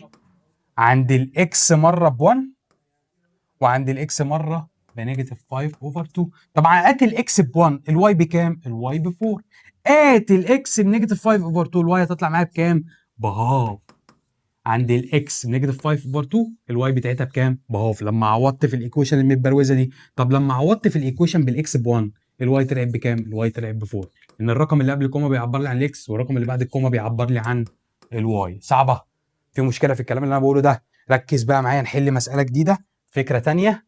اوعى تزهق يلا، اوعى تزهق. خش على اللي بعده. يلا فكره جديده اهي. يلا بينا، يلا بينا يا مستر، يلا بينا. معلش استحمل معايا. نفس الكلام بالظبط، اسطمبه ثابته. فكره جديده، يلا بينا. خلي الاكس لوحديها وخلي الواي لوحديها. مين اللي هيتحرك؟ الحرف النيجاتيف او الحرف اللي جنبه رقم. يلا بينا. مين النيجاتيف؟ اهو اتحرك الناحيه الثانيه. يبقى اكس ايكوال 0 بلس واي، يعني اكس ايكوال واي. خلاص بقى 0 بلس واي بواي. ارجع اعوض. اشيل الاكس دي احط مكانها ايه؟ واي. واشيل الاكس دي احط مكانها ايه؟ واي. يلا بينا. شلت الاكس الاولانيه احط مكانها واي. واي باور 2 بلس واي في واي يعني واي ملتبلاي واي بلس y باور 2 equal 27. يلا بينا. y باور 2 زي ما هي. y ملتبلاي y، مش دي باور 1 ودي باور 1؟ في حالة الملتبلاي بجمع الباورات. يلا نجمع. 1 بلس 1 y باور 2 بلس y باور 2 equal 27. طب y باور 2 بلس y باور 2 بلس y باور 2 حد محنك يطلع يقول لي y باور 6. والنبي يا اخوي هو دول ملتبلاي بعض؟ لا مش ملتبلاي بعض. طب اعمل ايه؟ اجمعهم مع بعض. عندي كام واي باور 2؟ عندي 3 واي باور 2. واي باور 2 بلس واي باور 2 بلس واي باور 2 ب 3 واي باور 2 ايكوال 27. 3 دي هتروح الناحيه الثانيه بالديفايدد مش بالماينس. تروح الناحيه الثانيه بالايه؟ بالديفايدد. ليه بالديفايدد؟ للمره مليون بقولها لك عشان هي ملتبلاي الواي باور 2. فهيبقى واي باور 2 ايكوال 27 اوفر 3. يلا نجيب الواي باور 2. 27 اوفر 3 اعمل لها روت تطلع بوزيتيف اور نيجاتيف 3. اوعى تنسى البوزيتيف اور نيجاتيف. ليه؟ عشان الباور ده ايفن، وطالما بتاخد روت لباور ايفن اوعى تنسى البوزيتيف اور نيجاتيف. صعبه؟ يلا بينا. عندي قيمتين للواي، مره الواي ايكوال نيجاتيف 3 ومره الواي ايكوال 3. ارجع اعوض. يلا بينا نعوض. ات واي ايكوال نيجاتيف 3 الاكس هتبقى بكام؟ عند الواي من نيجاتيف 3 الاكس هتبقى بكام؟ نيجاتيف 3. لما اشيل الواي دي احط مكانها نيجاتيف 3 يبقى الاكس ايكوال نيجاتيف 3. طب ات الواي ايكوال 3 يبقى الاكس ايكوال كام؟ اكس ايكوال 3. يلا نكتب السوليوشن سيت. يبقى السوليوشن سيت ايكوال، افتح براكت تاني، قيمه للاكس وقيمه للواي. مره الواي ب 3 ومره الواي بنيجاتيف 3. عند الواي بنيجاتيف 3 الاكس بكام؟ بنيجاتيف 3. طب عند الواي ب 3 الاكس بكام؟ ب 3. صعبه؟ في مشكله في الكلام اللي انا بقوله ده؟ لا يا مستر سهله قوي. واحده كمان. يلا اخر واحد. بص يعني المساله دي ومساله كمان لايف ابلكيشن ما بتجيش في الامتحان، بس معلش انا ضميري مش هيستريح غير لما اشرحها. يلا بينا. بيقول لك فايند ان ار فور ار ذا سوليوشن سيت اوف. يلا بينا. عندي تو ايكويشن، واحده فيرست ديجري وواحده سكند ديجري. اودي دي الناحيه الثانيه بعكس الاشاره. انا حليت المساله دي قبل كده سهله، يلا مش مشكله. 7 بلس واي ودي دي الناحيه الثانيه ايه؟ بعكس الاشاره، لان اللي بيتحرك هو الحرف النيجاتيف. هو الحرف ايه؟ الحرف النيجاتيف. يلا بينا نحرك الحرف النيجاتيف اللي هو النيجاتيف واي. ابروزها، اروح اعوض. اشيل الاكس دي احط مكانها ايه؟ 7 بلس واي. يبقى 7 بلس واي باور 2. عندي براكت، جوه البراكت حاجتين بلس بعض باور 2. هيتفك ازاي؟ فيرست باور 2 سكند باور 2، ودايما السكند بيبقى بوزيتيف. اول في تاني في اتنين. يلا بينا. بعد كده بلس واي باور 2 تنزل زي ما هي ايكوال 25. يلا بينا فك البراكت باور 2 ده. فيرست باور 2 72 باور 2 تطلع ب 42. 49 قصدي، معلش انا اسف. بعد كده واي باور 2 اول في تاني في 2 14 واي، ودايما الاخير بيبقى بلس. يلا بينا نجمع. هنجمع ايه؟ واي باور 2 بلس واي باور 2. طبعا 49 زي ما هي 14 واي، واي باور 2 بلس واي باور 2 ب 2 واي باور 2 ايكوال 25. دي هتخش الناحيه الثانيه بعكس الاشاره، اشارتها بلس، تروح الناحيه الثانيه ماينس. طب 49 ماينس 25 بكام؟ 49 ماينس 25 ايكوال 24 بلس 14 واي بلس 2 واي باور 2 ايكوال 0. يلا نرتب، يلا نرتب. مين هيتحط الاول؟ الباور الاعلى، يبقى 2 واي باور 2 بلس 14 واي بلس 24 واي ايكوال 0. رتبت من الباور اعلى للباور الاقل. نكتب على الكالكوليتر مود ايكويشن 3. يلا بينا. اول رقم 2 وادوس ايكوال، بعد كده 14 وادوس ايكوال، بعد كده 24 وادوس ايكوال. هيطلع لي قيمتين للواي، مره الواي ايكوال نيجاتيف 3 ومره الواي ايكوال نيجاتيف 4. عندي كام قيمه للواي؟ عندي قيمتين للواي. ارجع للايكويشن نفسها، ارجع للايكويشن الاساسيه. يلا ات واي ايكوال نيجاتيف 3، الاكس هتبقى بكام؟ هشيل الواي دي احط مكانها نيجاتيف 3 المره دي. 7 ماينس 3 بكام؟ 4. at y equal نيجاتيف 4. اشيل الواي دي المره دي احط مكانها ايه؟ نيجاتيف 4. 7 ماينس 4 بكام؟ ب 3. سوليوشن ست. خلي بالك انا لسه ما خلصتش كده، لسه السوليوشن ست. عندي قيمتين، قيمه للاكس وقيمه للواي. مره الواي بنيجاتيف 3 ومره الواي بنيجاتيف 4. وخلي بالك اللي بيتكتب بعد الكوما هو الواي، للمره المليون بقولها لك. طب عند الواي بنيجاتيف 3 الاكس بتاعتها بكام؟ 4. طب عند الواي بنيجاتيف 4 الاكس بتاعتها بكام؟ ب 3. وكده انا خلصت المساله. يلا واحده لايف ابلكيشن. بصوا هحل سؤال واحد بس لايف ابلكيشن. هو طبعا اللايف ابلكيشن ده ما بيجيش في الامتحان ولا عمره جه في امتحان قبل كده، بس معلش موجود عندك في كتاب الوزاره وكتاب المعاصر كتاب المدرسه، موجود عندك في كل حته وموجود، بس مش موجود في الامتحانات، يعني ما بيجيش في الامتحانات. بس هشرح مساله، فكره واحده بس. تعالى شوف الفكره دي. هو لايف ابلكيشن يعني نفس المسائل بالظبط، بس بدل ما بيديك الايكويشن صريحه هو بيمليها لك بطريقه كلاميه. يعني ايه طريقه كلاميه؟ يعني ايه اللي انا بقوله ده اصلا؟ أنا مش فاهم انا بقول ايه، بس هو بيمليك، بيحكي لك قصه. بيقول لك the sum of two real number is 7. يعني انا عندي two real number، يعني عندي رقمين الصم بتاعهم بسبعه. مين هم الرقمين؟ هي الاكس والواي. يعني اكس بلس واي equal 7. يعني بدل ما يكتبها لك صريحه كده هو بيقول لك the sum of two real number equal ايه؟ 7. and the difference يعني minus between their square يعني الماينس ما بينهم بس يكونوا هم باور 2. their square يعني باور كام؟ باور 2. يعني انا دلوقتي لما عملت لهم بلس بعض طلعت ب 7. طب لما اعملهم ماينس بعض بس ماينس السكوير بتاعهم، ماينس ايه؟ سكوير بتاعهم. يعني اخد الاكس باور 2 ماينس الواي باور 2 هو اللي قال لي سكوير. يعني اكس الايكويشن الثانيه اكس باور 2 ماينس واي باور 2 ايكوال كام بقى يا كابتن؟ ايكوال 7. and the difference between their square ايكوال كام؟ ايكوال 7. كده انا عندي تو ايكويشن،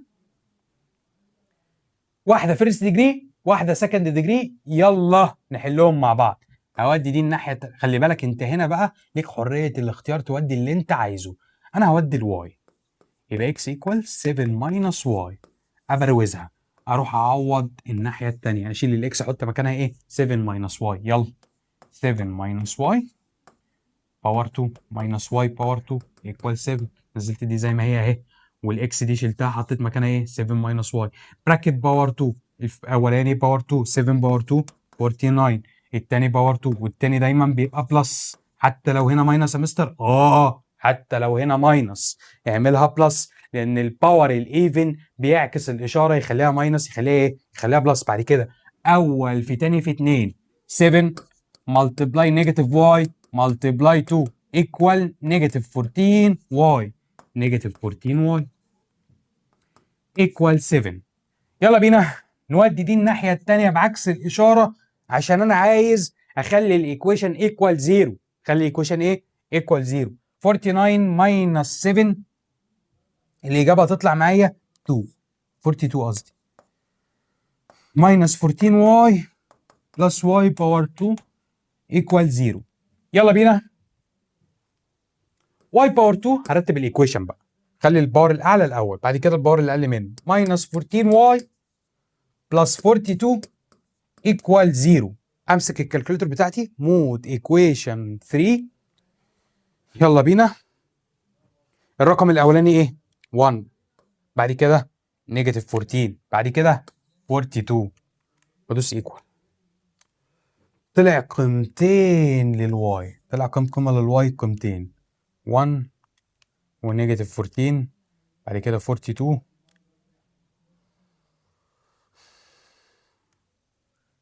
مره الواي هتطلع ب 7 بلس روت 7، ومره الواي هتطلع 7 ماينس روت 7. ارجع اعوض في الايكويشن، اشيل الواي دي مره، احط مكانها 7 بلس روت 7. يلا add y equal 7 بلس روت 7. الاكس هتطلع بكام؟ يلا بينا. 7 ماينس 7 بلس روت 7. يلا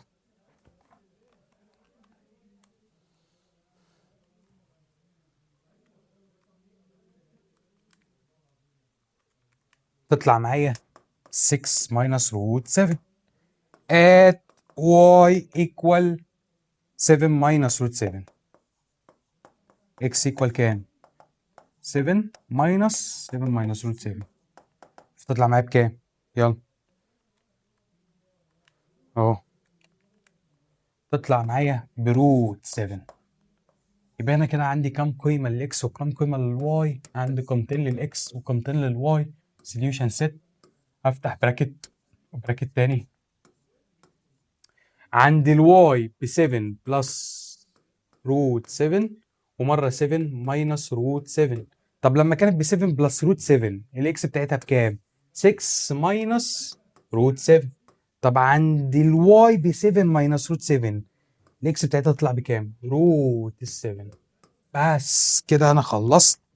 الحصه الثانيه في الترم الثاني خلصت الحمد لله. لازم تذاكر كويس. كده خلصنا يونت 1 في الالجبرا. الحصه الجايه هنبدا فرع ممتع قوي بطريقه مبسطه جدا اللي هي الجيومتري. هنبدا جيومتري ان شاء الله، اوعدك باذن الله ان احنا هنشرحها بالتفصيل بطريقه حلوه ومبسطه سهله تفهمها كويس قوي عشان تحل اي مساله تجيلك في الامتحان في الجيومتري. بص بقى، الموضوع محتاج منك تدريب. كل المسائل اللي انا حليتها قدامك دلوقتي انت لازم تحلها تاني. لايف ابلكيشن دي ما بتجيش في الامتحان، بس انا قلت ايه اشرحها لك معلش عشان موجوده عندك في الكتاب. بعمل اللي عليا وانت لازم تعمل اللي عليك. كل المسائل اللي انا حليتها تحلها تاني لوحدك ان شاء الله. ربنا يوفقك. ولسه هنزل لك فيديو الاكسرسايز، حل مسائل كتيره جدا بافكار مختلفه. انت لازم تذاكر كويس الحصه الاولى والحصه الثانيه، عشان كده يونت 1 تكون اتفرمت بالاسئله اللي انا هحلها اكسترا. لان في فيديوين بينزل لك، فيديو شرح وفيديو حل واجب. بقى حل الواجب ده انا بحل اسئله كتير جدا بافكار مختلفه. يبقى انت لازم تشوف الشرح الاول، بعد كده تشوف فيديو حل الواجب وتحل معايا واحده واحده بالتفصيل. صدقني اقسم بالله هتيجي على اخر السنه مش هتحتاج اي حاجه ثانيه. اشوفكم على خير في حصص جايه. قبل ما ابدا او قبل ما امسح الفيديو عايز اوريكم حاجه بس كده. بحبكم. كلمه بحبكم دي هي انا والله حاططها مخصوص عشانكم. اشوفكم على خير. سلام.